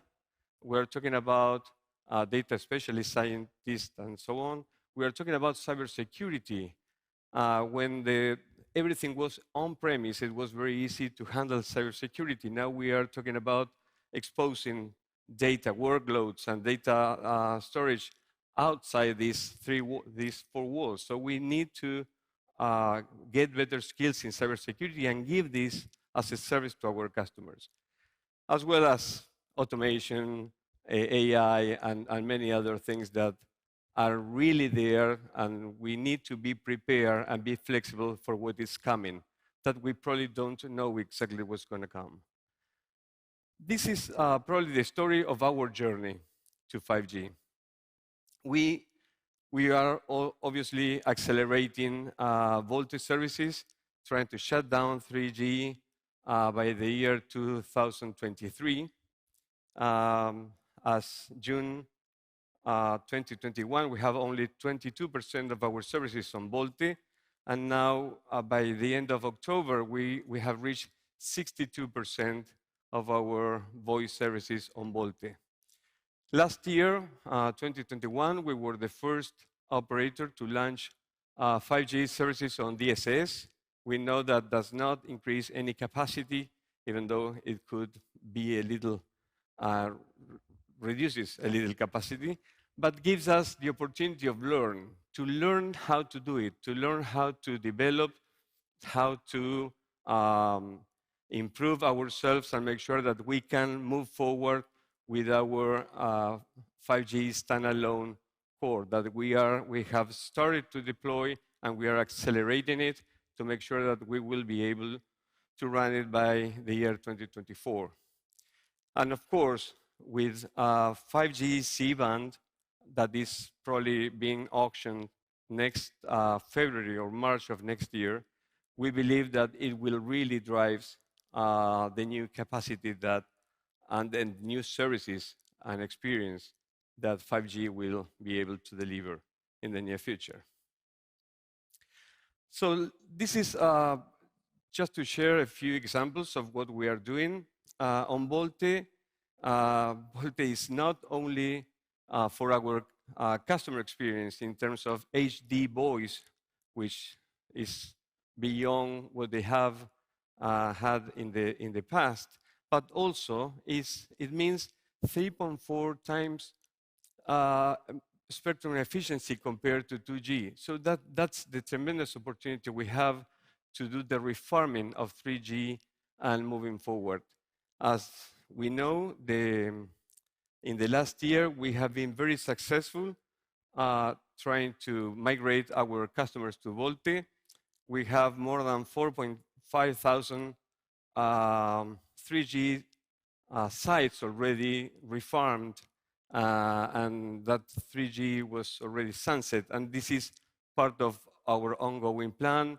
We deploy more than 1,000 new low dual band 4T4R sites that also improves the capacity and enhances the experience to our customers.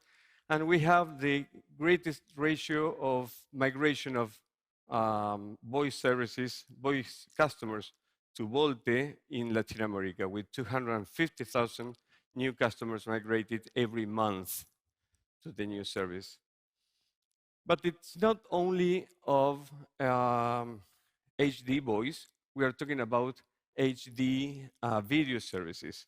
And in this point, I mean, everything we do is customer-driven. We want to excel the experience of our customers. And we have been able to deploy, as we mentioned, we decided to go fully to 44R in all-in-one antenna. And that really drives a much better experience to our customers. We know that OpenSignal, which is a third-party consultant, has showed that Telecom, our brand, which is Personal, is the best service in Argentina.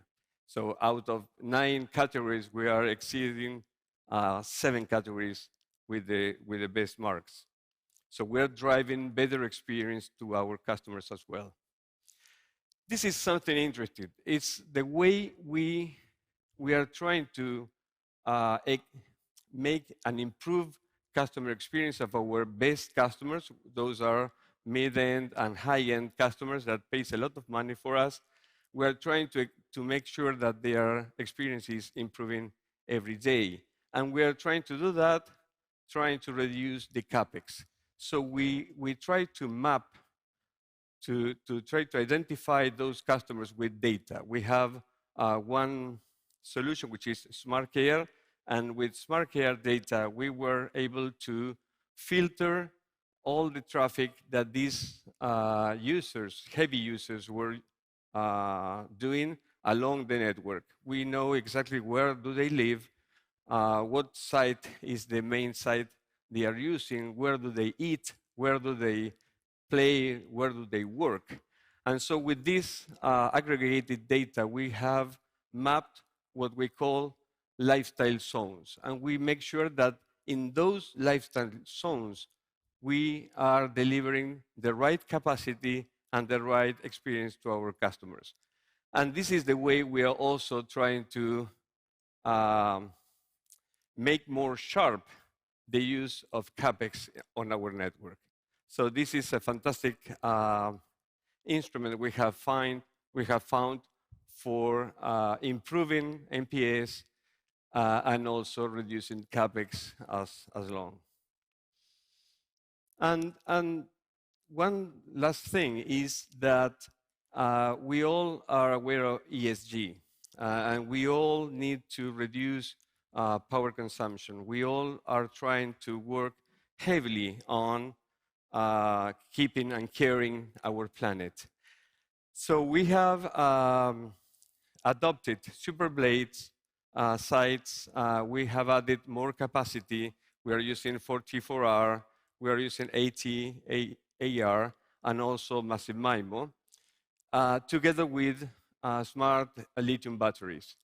All that package really allowed us to increase capacity a lot. We know that 44R is increasing 41% our capacity. 8 TAR increases 2.4 times the capacity, and massive MIMO more than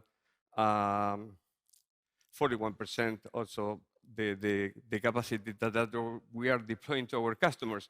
But with all that package, we are able to reduce the numbers of radios in each site and therefore reduce consumption. We are also trying new super blades, Blades AA-U Pro, together with sub-3G in sites. So we know that delivering 5G services, we will be able to reduce by 30% per bit the services in the near future. So this is a very important thing, not only because of increasing the capacity and giving our customers more experience, but also reducing energy consumption, which is today's big problem. And we're going to be more green.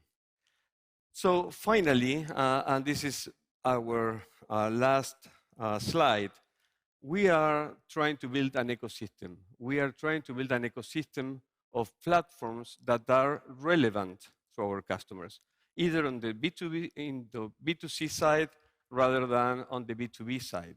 On the B2C side, we have developed a fintech, for example, trying to incorporate a lot of people into the banking system. So we are trying to create an e-wallet and an ecosystem, a fintech ecosystem that works together with our whole ecosystem of services within the company. We are deploying an IP video platform, which is called Flow. And Flow is a video platform that can also be given as a service to third parties and to other operators. So we are trying to build an ecosystem of platforms that are important and creates better life and value for our customers. And on the B2B, we believe that we need to go beyond connectivity. Connectivity is a very important revenue stream for us, but for the future, we need to go into consultancy, security, cybersecurity, IoT services, digital solutions. And we are focusing and trying to make sure that our revenues will be 20% of digital solutions on the B2B business in the near future by 2025. Okay, so this is it. Hope and thank you for paying attention to me, and thank you. Bye-bye. Thank you, Mr. Nobile, for sharing Telecom Argentina's 5G network strategies. Omantel is a leading telecom operator in the Middle East and has been at the forefront of digital innovation for many years. Next, Mr. Bernhard van der Merwe, Omantel's Vice President of Technology, will deliver a keynote speech on 5G reshapes connectivity, enabling business extension for Omantel.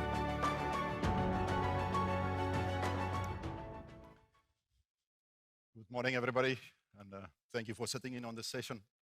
It's great to see so much collective energy around 5G. And as you've seen also from the previous presentations, we share a lot of concerns, we share a lot of risks, maybe we share a lot of opportunities together.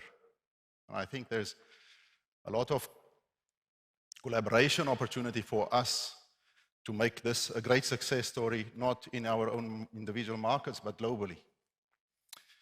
And today I want to take you just on a conversation of what we did in Omantel and how we moved from, let's say, before 5G, how did we consider it, how did we strategize around it, and how did we eventually adopt it, and what it meant for us. And I hope that through that, maybe there will be some insights also that can help you in your journeys and support you in your decisions and the way that you're strategizing. So just about Omantel, we're the incumbent operator in Oman, where we're the technology leader, and we launched our 5G in early, or let's say late 2019, and we continue to lead in both rollout and innovation in 5G. So if I take you to 2019, so for us, pre-5G, for the rest of the world, pre-pandemic maybe, but at this point in time, you will notice that our fixed broadband market was dominated by XDSL services. So we own 100% of the copper market in Oman. And at this point in time, the majority of our fixed broadband was delivered through copper. We also launched our LTE TDD network, 2.3 gigahertz in 2017. But unfortunately, from the beginning when we launched this, we faced some trouble in the way that we actually designed our network, and we actually lagged the market ever since. In retrospect, what we realized was we overlaid our TDD LTE on top of our existing copper network. And our customers preferred the unlimited data that they had on the copper services rather than the wireless. At that same time, our FTTH was mostly concentrated in the capital city of Muscat. And between the deployment of these technologies in the way they were at that time, we were really providing an unsatisfactory customer experience in fixed broadband. And most of our services, you will see in the next slide as well, was sub 10 megabit per second. So the challenges that we struggled with at that time was, of course, the low throughput. But on top of that, we faced slow deployment of wired services, whether that is copper or fixed. We had high maintenance on our aging copper network. And as I mentioned, we were struggling to commercialize the LTE deployment that we invested in. So we were looking for a new technology or a new way to address these challenges. And because of our involvement in 5G since we started our practical engagement with 5G in 2017, starting to look at the opportunities through POCs and trials. So that aligned well with the scenario that we saw in 2019, and we recognized that 5G could be that disruptive technology for us. So in 2019, we acquired 100 megahertz of C-band spectrum, and we started planning our rollout for 5G. Now, the National Broadband Initiative in Oman started in 2014, and by 2017, the national broadband company already covered around 50% of the capital city with FTTH. We also saw a third fixed operator enter the market in 2016. Around about that time, we saw a decline in our copper service, as well as a flattening of our FTTH. Now, that impact on us was mainly due to the competition with the third operator, of course, but also our intentional slowdown on FTTH deployment in favor of using the national broadband FTTH. So we built our initial strategy for 5G on FWA. That was our business case for FWA. We knew that EMBB had the traditional challenge of device penetration, device maturity, the ecosystem to develop, but it was a great opportunity for us to see that we can actually use a mobile spectrum traditionally, or a mobile service traditionally, and deliver fixed services at a competitive rate and competitive experience. So the way that we designed our FWA network from the beginning also was we focused mainly on an outdoor coverage experience for FWA. And the reason why we did this was we knew that in future when we want to launch EMBB, we obviously want to keep the investment for densification as little as possible. And we knew that as the technology will evolve, we will be able to access lower bands of spectrum that will give us better penetration, deep in-house penetration, better coverage capabilities. So, the launch of FWA towards the end of 2019 continued, and our first phase was completed in the first half of 2020. And we immediately see a very good uptake. The response for us was impressive. I saw previous presentations also talk about how excited we were in the beginning on the uptake. And you can see an almost triple jump in wireless connections from 2019 to 2020. And we saw a very healthy improvement in revenue as well, mainly attributable to FWA, 5G FWA. So at that time, we had about 15% of the FBB market. And we realized, or we saw, that FWA was not only a very good, unique, standalone service or product for us, but it also can help us to migrate out of our lower throughput technologies, for example, copper.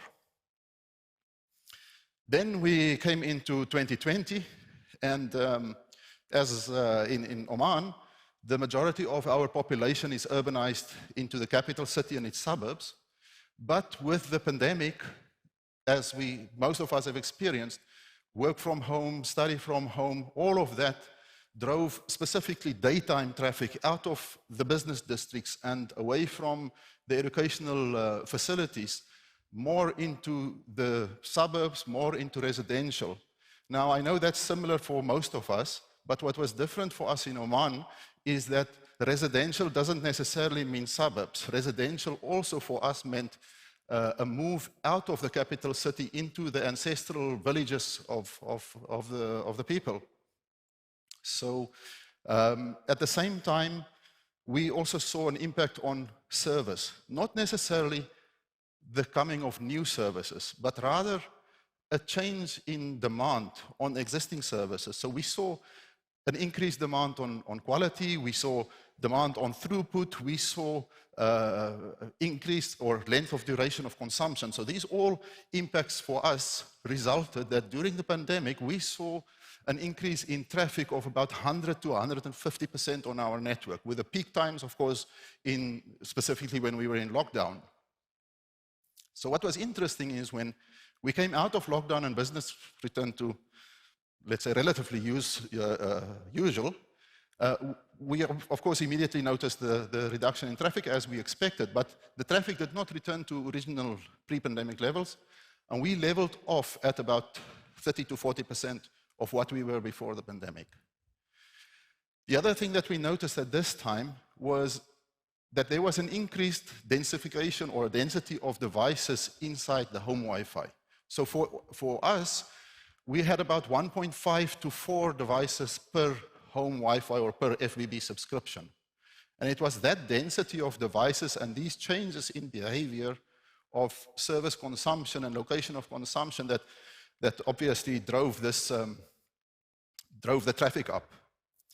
The other observation that we made at the time, and I would say this is probably one of the biggest observations for us that showed us we have the wrong throughput in mind. Because as I showed you before, in 2019, we were a company or a network that offered around 10 Mbps. But during the pandemic, we offered speed add-on packages. And you will notice in the FTTH and in the FWA, the uptake was minimal. But in our TDD LTE, where the service was capped predominantly at 10 Mbps, we saw a huge uptake with 64% of our customers taking an add-on on speed. So that immediately showed us or changed our mind about what the future should look like for us in speed and what the future or the strategy we should build towards speed. So that became for us a driver for the next, let's say, for the next investment period. You will see similar confirmation of this from the technologies that we have. FTTH was growing at, I would say, for us, a reasonable, healthy rate. LTE, not so much, and copper was declining, as I mentioned before. And at this point in time, the majority of our market was shared with sub-10 Mbps. So we're talking about 2020, it's not that long ago. So at that time, we realized, but if we want to stay relevant, and if we want to catch up on that lost FBB market share, we will have to adopt a bit more of a measured strategy. And we also saw from the 72%, this presented us with a huge blue ocean opportunity just based on speed. So we realized that if we could somehow align our 5G strategy with the synergies of FTTH, the throughput synergies of FTTH, and we could capitalize on the ease of implementation of wireless, that could perhaps be a winning strategy for us. So we immediately started to expand also our 5G network, and we started to ramp up a more aggressive migration away from lower throughput technologies like copper and WFBB. But at the time, of course, also, I think in most of our markets, we maybe face this. We realized that even if you upgrade a customer from copper to fiber, you're not necessarily going to give him a better experience on the home Wi-Fi unless the home Wi-Fi is really at a premium performance. So we bundled our 5G packages with the 1+1+X. So we included the 5G gateway together with home mesh Wi-Fi to deliver a multitude of services. And in this way, we got rid of, at least for these subscribers, of the legacy issue of a poor performing home Wi-Fi. So then we got to 2021, and at this time in our journey, we saw our 5G strategy as having to go beyond adoption. This was a time for us, we could capitalize on a very good network, a very good technical base. We had the widest coverage in the country. We capitalized on the use of indoor and outdoor CPEs in our 5G FWA. And an important point on the use of CPEs, because of our design on the FWA network and the mix of using indoor and outdoor CPEs, we could capitalize on the ease of installation close to the cell, and we could stretch the border of the cell edge by outdoor installation. And in this way, actually, we increased the coverage per site, the population coverage per site by about 25 to 30%. So we were on a good footing as far as the network was concerned. FWA, at this point in time, was a really solid business case for us. EMBB was not much of didn't get much of the attention at this point in time. We were waiting for the market to mature in terms of devices, and we were taking it as things go.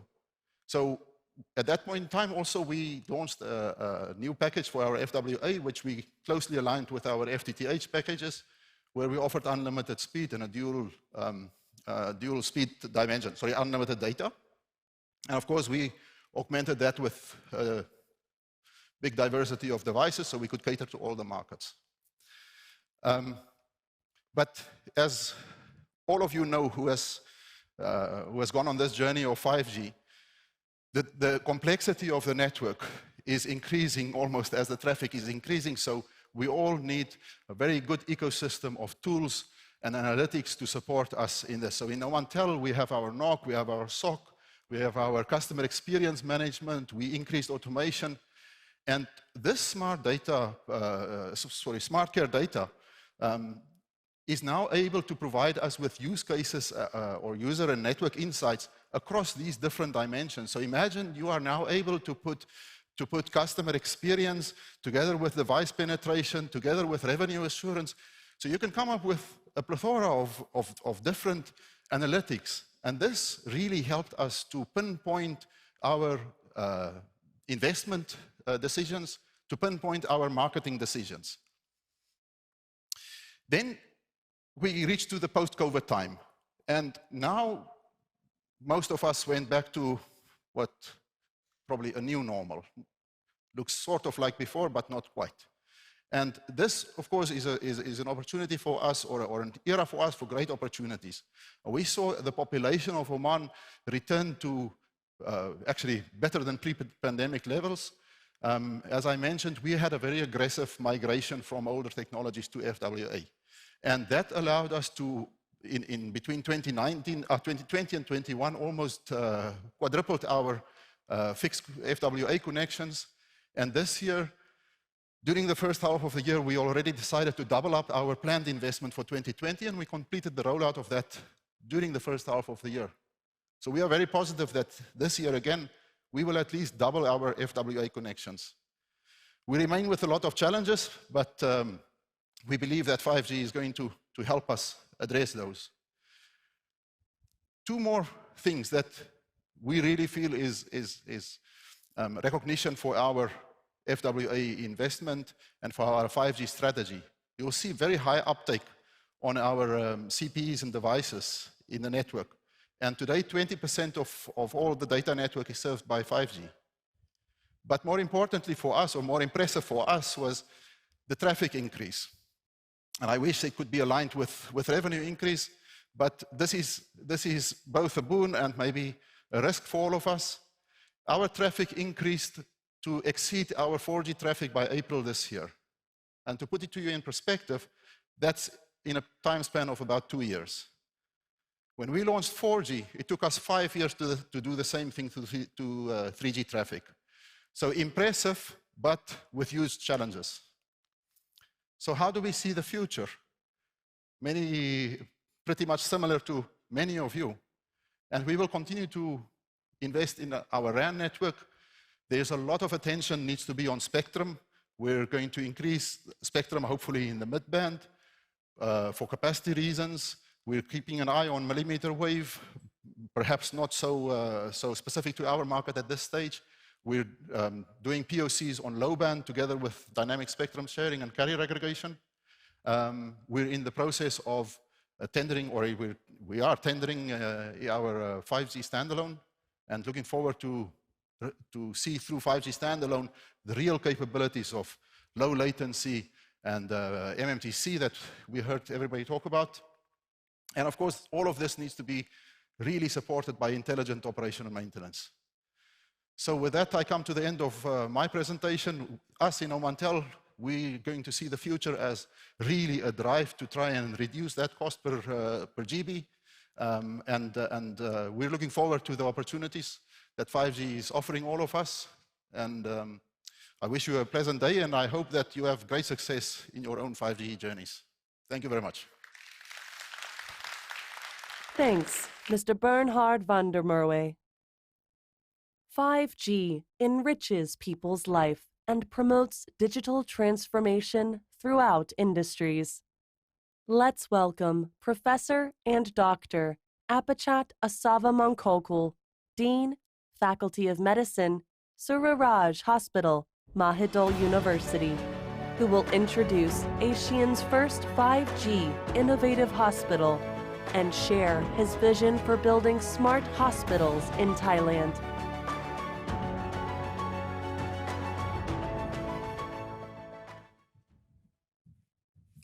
Thank you very much. Good morning, everyone. I would like to thank for the organizing committee to allow me to present and share my hospital that we use, the 5G Smart Hospital, and this is the building the blueprint for the Thailand and ASEAN for smart hospital, and we look for the future. And this is a good example that we can show to you that the 5G and all the equipment can help our patients and our society. So I think right now we are the unprecedented period of change. We cannot, turn back for the high technology. And I think that now we use this kind of the technology for helping our patients. And this is going very, very fast. And I think that this is going to be very helpful for their medical care now and in the future. And as we know that some new trend technology can assist for the medical care, not for long. And I think we should learn about the WebMe for the metaverse, and because of the Web3 efforts, the transform the underpinning and operation of the virtual world. Also, the programmable world that we can making the physical as the programmable as the digital. And also the Unreal, this is the most important that we can make it for some education in the medical care. And as we know that now in the new generation of the computers, solving some of the world's most intractable problems and leading to one of the biggest technological disruption of our time. Sirilat is the biggest and the oldest hospital in Thailand. We are older than 134 years already. Every day we have more than 10,000 outpatients daily. And we have more than 20,000 employees to help our patients and teaching our medical students and residents. And our mission is including about the medical education, research, and also medical services. Our vision is to be the medical institute of the nation and a creator of the global citizen well-being. That means we need to gather all the resources and infrastructure to build the very important vision happen in the 5 or 6 years in the future. And if we're talking about the excellent medical service, right now we need to concise about the best healthcare value. What is the meaning of the best healthcare value? This means that we should use the whole information of our patients that can predict and prevent and make them cure from their disease. And these can access from anywhere, from their home or any location that can access their own medical care. And also we try to build the next generation of the doctor who has not only the medicine knowledge, but they need to have the more talent about some bioinformatics, engineering, or any kind of the administration. And this is the most important. We can use the immersive, the virtual reality for our medical education. And finally, we need to conduct the most impact research that confirm that our treatment, our ways to cure the patient is making the better outcomes. And we cannot forget that to use the important bioinformatic technology to help. And these are the things that we can make the best healthcare value. And in Sila Hospital, we don't forget about how to preserve our environmental, society, and the governance to make sure that our vision is sustainable. And some of our knowledge or our innovation may be incremental, maybe radical, maybe architectural, or even disruptive. I think that maybe we can show for the society that our knowledge and our new way of the innovation can help more people, not only in Sri Lanka, but for Thailand or even our ASEAN countries. Right now, the challenges of the healthcare, as we know, we are the era of the aging population, medical staff shortage, rising consumer expectations, growing financial burden, and technology innovation, like in these pictures. But not only the technology, but we need to increase the digital mindset and the skill of our staff, our students to use this kind of the high technology that we can help to give the better medical care to our patients. If we're talking about the value in healthcare, these are the most important factors, such as the patient-centric, decentralized care, care delivery ecosystem, data-driven, and value-based care. That means now and in the future, the patient should have their own prediction, promotion, and medical care personalized. Also, they can have this healthcare from anywhere. We not emphasize only volume, but we try to make them have the value-based healthcare. That means the data is the most crucial to make this happen. This hospital of the future, I think these are the framework that we need to think about. We should have the new ecosystem, the platform openness, ecosystem co-construction, continuous evolution. The patient should have the new experiences, including smart services, patient-oriented, new mode about the smart treatment, healthcare-oriented, and finally is the new operations, such as smart management and operation-oriented. And also we need to use the new technologies with the fully sensing, fully connected, and intelligent. This should be the framework of the smart healthcare and smart hospital. Right now, we can show you some examples that happen in our hospital, such as that for the best medical services, best patient experience, best management efficiency, because of the 5G private network and also cloud to make this all happen, such as the emergency, smart emergency ambulance. That means that we can track the location of our own patient within the limited time, and we can analyze the patient problem and send to our hospital. We can give the better treatment and the good outcomes after that. Also, we can use the patient's data in the emergency room to analyze and give the right medical treatment to our patient in the emergency room. And also that the AI pathology that we could not have time to show you today.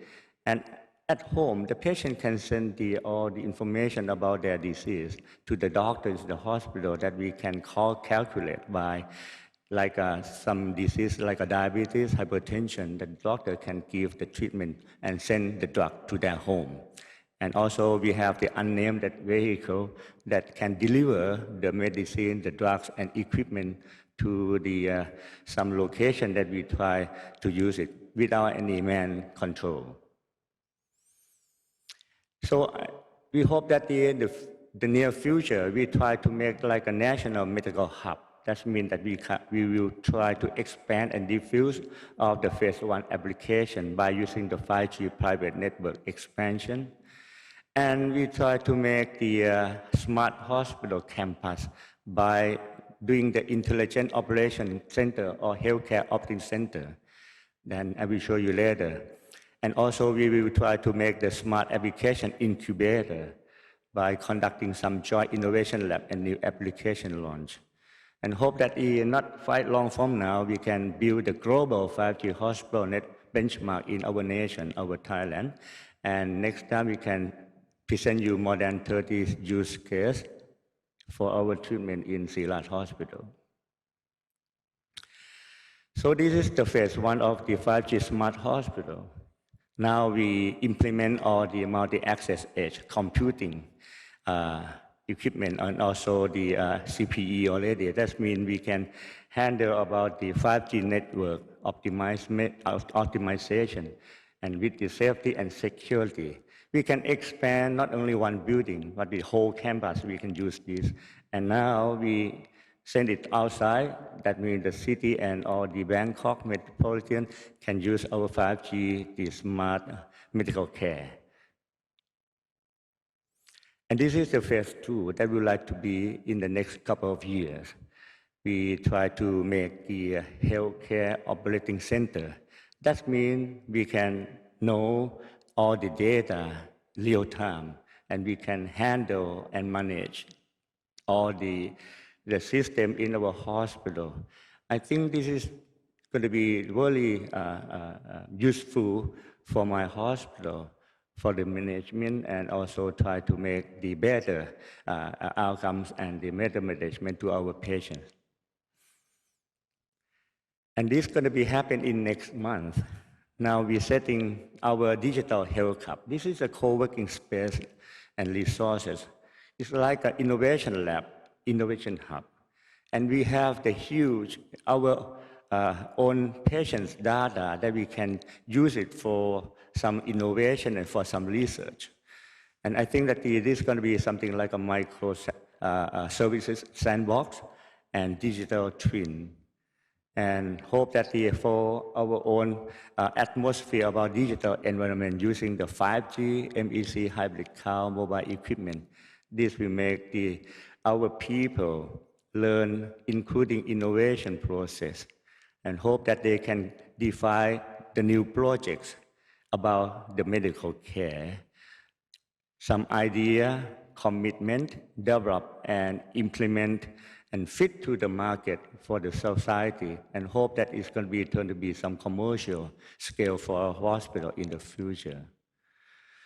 So I believe that these are some examples that to confirm you that the 5G technology is really important for the smart hospital. And I believe that we make my patient, more than 10,000 outpatients, have a better care, including the precision, safety, satisfaction, and also reduce some cost. And I believe this should be a good example for you if you would like to bring this information back to your country and tell all the medical care sector that it should be good and useful for the people. And I would like to thank for the Huawei to give us the knowledge and some technology. I think this is really, really important to collaborate for the, my hospital is like a government hospital, working with the private sector. This is only one thing for our benefit, all our people, our society, and the quality of life. So thank you very much. Hope that next time I can show you more. Thank you. Thank you, Professor Dr. Apachat Asavamangkokul, for showing us how 5G innovation makes hospital services more accessible. 5G technology is not limited to any single industry. It has made its presence felt in every facet of daily life. 5G cities that harness highly efficient 5G networks are able to cope with surges in demand among individuals and enterprises. Next, let's watch a short video about 5G City White Paper and the construction of the first ever EEC 5G Smart City in Pattaya, Thailand. 5G City is a city where high-efficient 5G network is extensively deployed and be able to provide citywide high connectivity access, tools for city management, implementation of smart services, and greener city from energy efficiency. ONDE takes the lead to develop the 5G City White Paper with industry partners, aiming to provide the guideline on how to build the 5G city efficiently with 4 key strategies to integrate 5G technology into people's life for a sustainable future. Under the guideline of 5G City White Paper, National Telecom and Huawei work together with the industry partners to build the first 5G smart city in EEC. 5G technology can improve the city's traffic management and data accessibility, which will raise the city's security efficiently by decreasing the response time for the local rescue unit. 5G technology can also help monitor air quality and PM 2.5 level in real time and can be utilized in water quality assessment in the future. 5G technology can even help the city provide free Wi-Fi and autonomous vehicle services for tourists, as well as real-time virtual sightseeing via VR headset. The development of 5G City will support Thailand to achieve the goal of being the digital hub of ASEAN.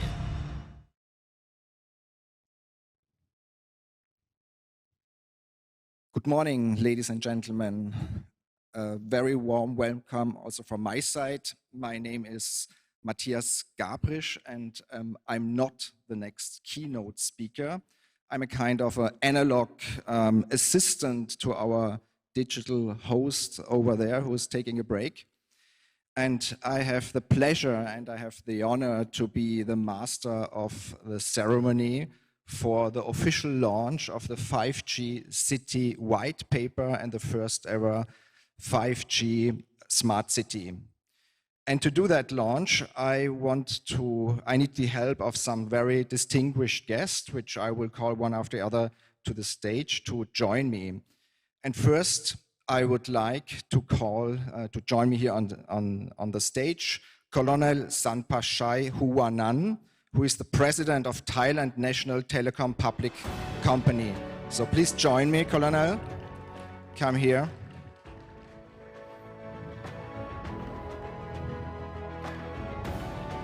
Please come here. Just, you can stand here. Okay, so thank you very much.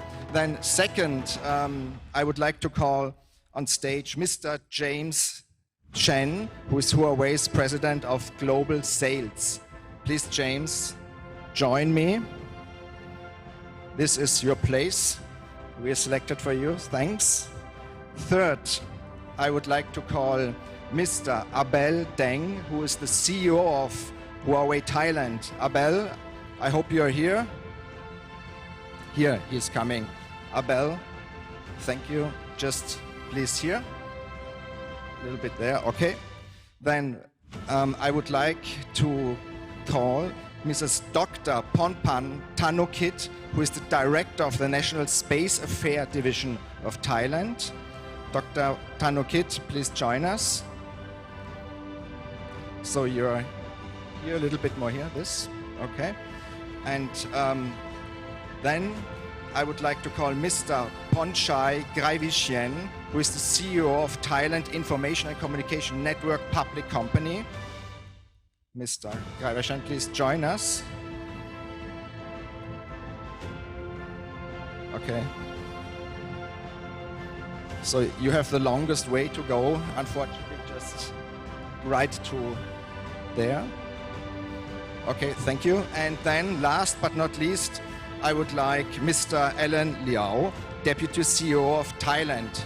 Alan, please join us here. Okay. So thank you for joining me. And now may everyone ask me what's coming next.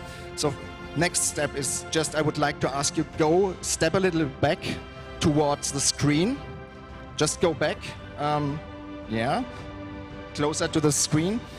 And you see behind you, you see some dots, right? Everyone is close to its dots. And I will do a countdown. So go close to the dot with your hand now. Don't touch it yet. I will do a countdown. And once we're at 0, then please touch it. And then let's see what's happening, right? Okay, everyone is ready. I will do the countdown. Okay, let's go. 5, 4, 3, 2, 1, 0. Please touch the dot now.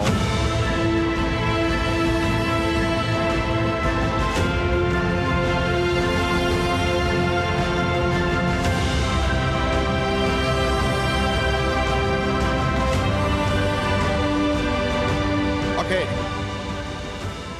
Thank you so much. Well done, perfectly done.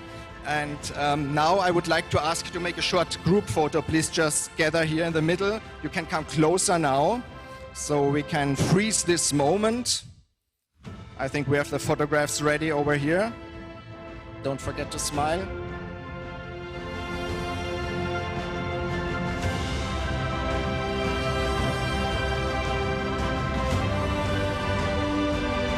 Okay.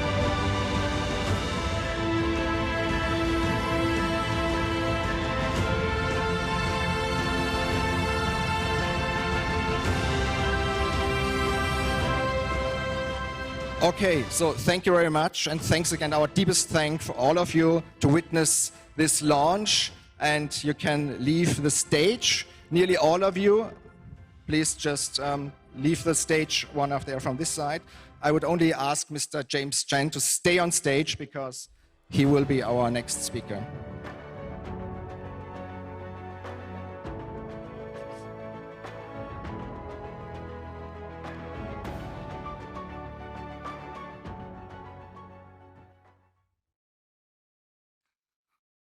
Good morning, ladies and gentlemen.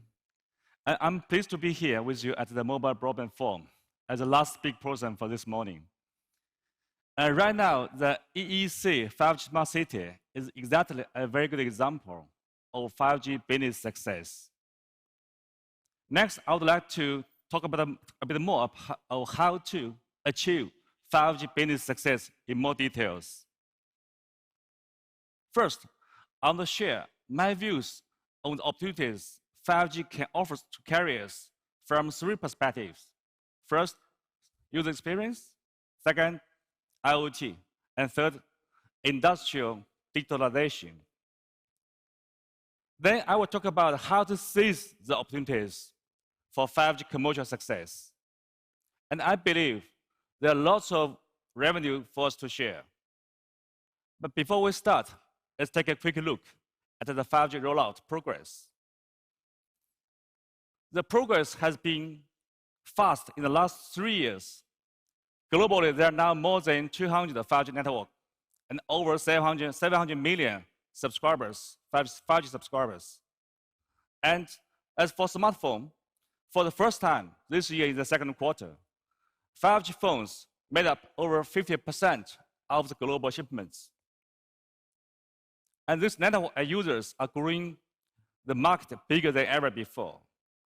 Compared with the 4G, 5G networks are 10 times faster, and 5G users are already consuming 2 times more data than before. And those numbers are very good news, and they will continue to grow. So let's look deeper at how to unlock the full business value of 5G. As I mentioned, we will look at 3 areas where 5G is adding significant value: user experience, IoT, and industrial digitalization. First, alongside the traffic-based model, a new user experience model is evolving.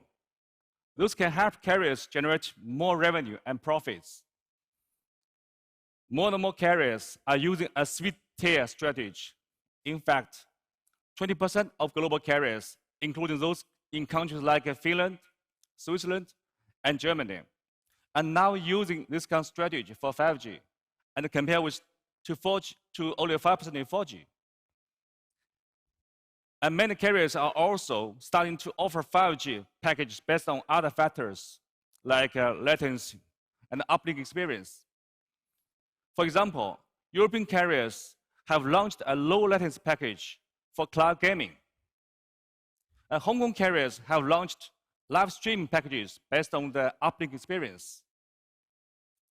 And in South Korea, just as my colleague from AirJu Plus mentioned previously, carriers have built a competitive advantage using AI and VI strategies.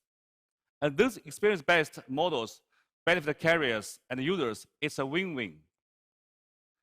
Users can enjoy a better experience and more services, and carriers can drive up with 20 to 40% high pricing.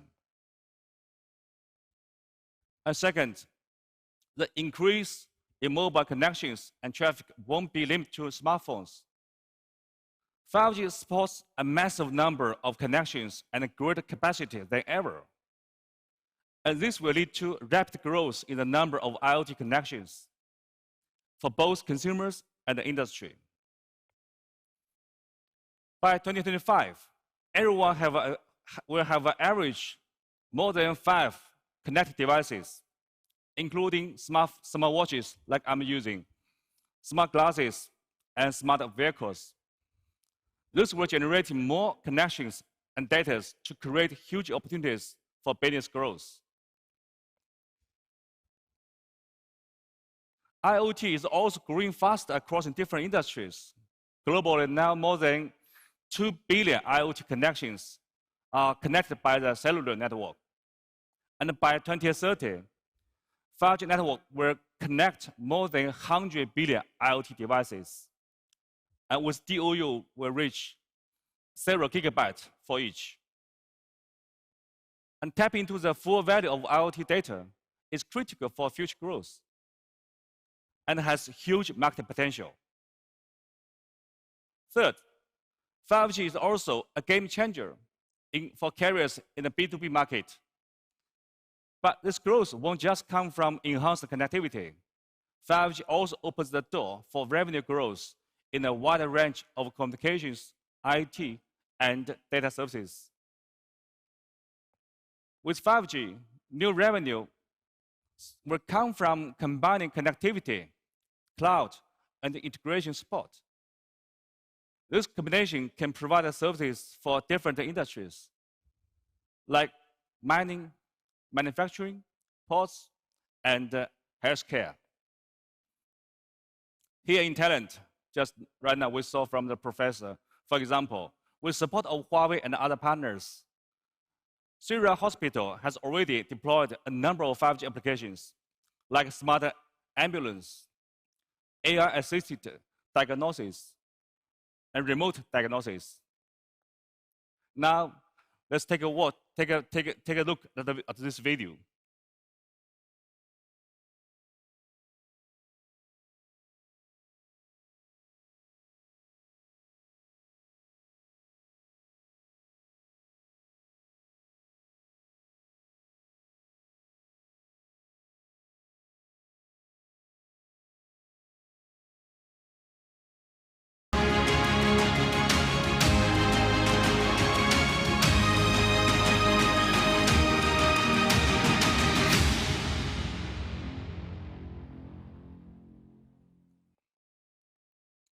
So technology really helps improve the life.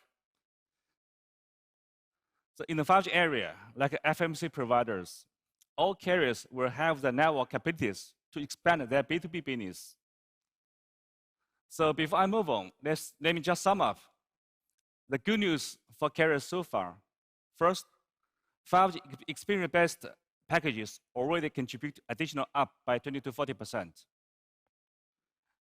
And second, for network traffic, by 2030, 100 billion 5G connected IoT devices, and each of them will contribute DOU of 0 gigabytes. Third, 5G offers carriers more opportunities in the B2B market. And for the rest of my time, I'm going to talk about how to seize those opportunities by maximizing the value of network resources. Right now, 5G rollout around the world is very unbalanced. The 5G only covers 29% of the global population. That's a huge gap compared with 4G, and the 4G which covers more than 90%. So clearly, to realize the commercial success of 5G, we need to speed up the deployment to fill this gap. Now, I would like to share how Huawei is working to help the carriers maximize the value of every band every hertz and every watt. Let's talk about maximize the value of bands. All bands will eventually evolve to 5G. But different bands have different features. And those allow carriers to offer different services to different customers. Let me explain. TDD bands are the ideal choice to supporting 5G's massive capacity and next generation experience. They will build the capacity layer of 5G. And FDD bands are at a lower frequency and provide a solid coverage. Through the modernizing legacy sites, they can provide deep coverage in the urban areas and wide coverage in the suburban areas. They also provide the best user experience and support all services, including voice and narrowband IoT. Millimeter wave operates in a very high spectrum with limited coverage, so it can be deployed to provide a fixed wireless access and boost the capacity in the hotspots. Huawei believes that through smarter use of bands, 5G carriers will be able to maximize network capacity to meet the needs of area services, from wireless cores to smart manufacturing and everything in between. 5G offers massive revenue potential to operators across all levels of the spectrum. Furthermore, adopting wideband massive MIMO on TDD has become an industry trend. At Huawei, we're doing whatever we can to push the boundaries of TDD massive MIMO. Equipped with extremely large antenna arrays, our Meta RRU, actually you will see it over there in the exhibition hall, provides a better performance and low power consumption in indoor environments, buildings, and suburban areas.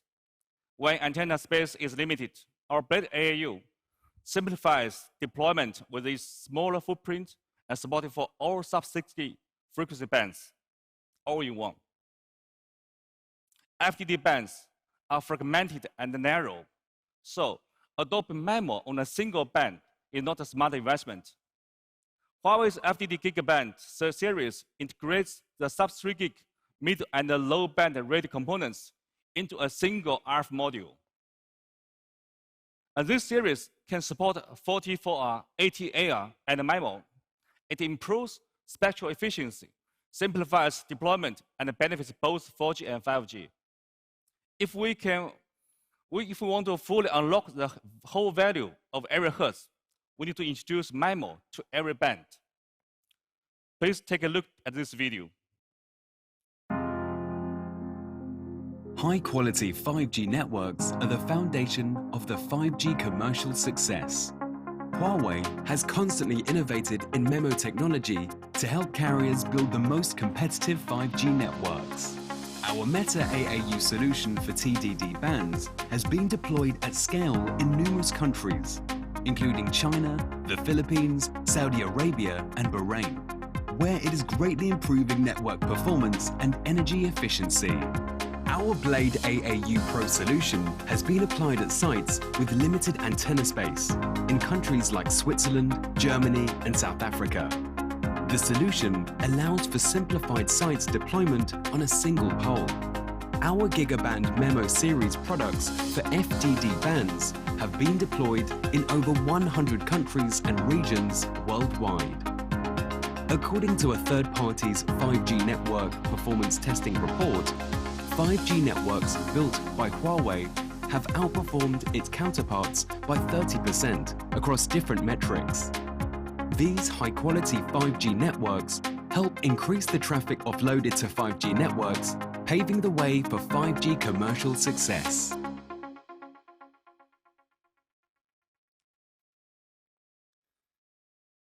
So next, let's look at the energy efficiency.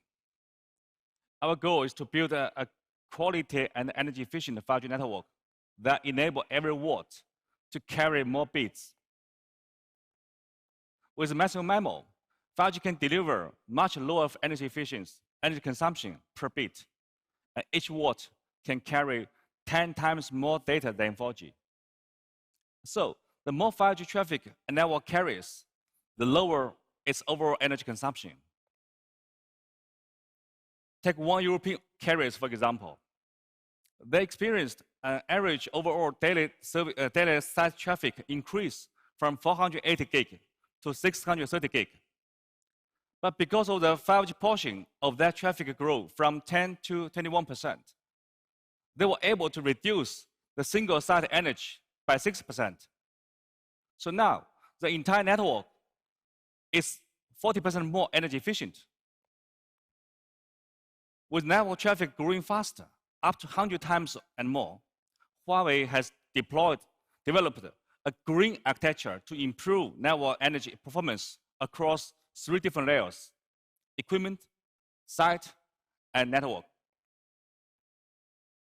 Our innovation in system architecture, materials, and heat dissipation technology has led to increased equipment integration at site level. In addition to a single site simplification, we now support intelligent coordination between the whole site facilities. And to deliver great energy efficiency in the overall network, we are using AI to perform dynamic real-time optimization. By maximizing every watt to carry more bits, our green architecture can enhance energy efficiency across the whole network. And finally, to support a wider range of 5G services and the evolution towards multi-band and multi-rate, we need to apply intelligent wireless network management. Using technology like real-time channel awareness, network resources such as frequency bands, cells, base station air interface, and multi-sites can be intelligently configured. This helps deliver best user experience and maximize the network capacity. And to support the efficient operation and the maintenance of IoT devices, we need to fault-feature self-learning to accurately identify faults and analyze root causes. This will help us shift from passive response to a more proactive maintenance and move towards zero-fault wireless network. And last but not least, to meet the different requirements of the different industries, we need to bring intelligent technologies to the entire operation and maintenance process. We need to move away from a best effort approach to an SLA-centric approach. Combining intelligent technologies with 5G will help carriers launch industry applications faster, build more efficient, more reliable 5G 2B networks, and maximize the potential of limited network resources. So, to sum up my thoughts today, it is clear that 5G is transforming the business, user experience, IoT, and industrial digitalization are adding value and helping carriers to generate revenue and profits. If we can go more from network resources, then there will be even more revenue and cost-saving opportunities for us. Huawei is working hardly to help customers build better, greener, more intelligent networks. And for sure, 5G is changing the mobile industry. But I believe this is just the beginning. Working together, we will make strides towards 5G success. Thank you for your time this morning, and I look forward to see you soon again. Thank you. Thank you, Mr. Chen. As Mr. Chen said, the successful development of 5G has led to industry convergence and facilitated business success. That includes our keynote speeches for the day.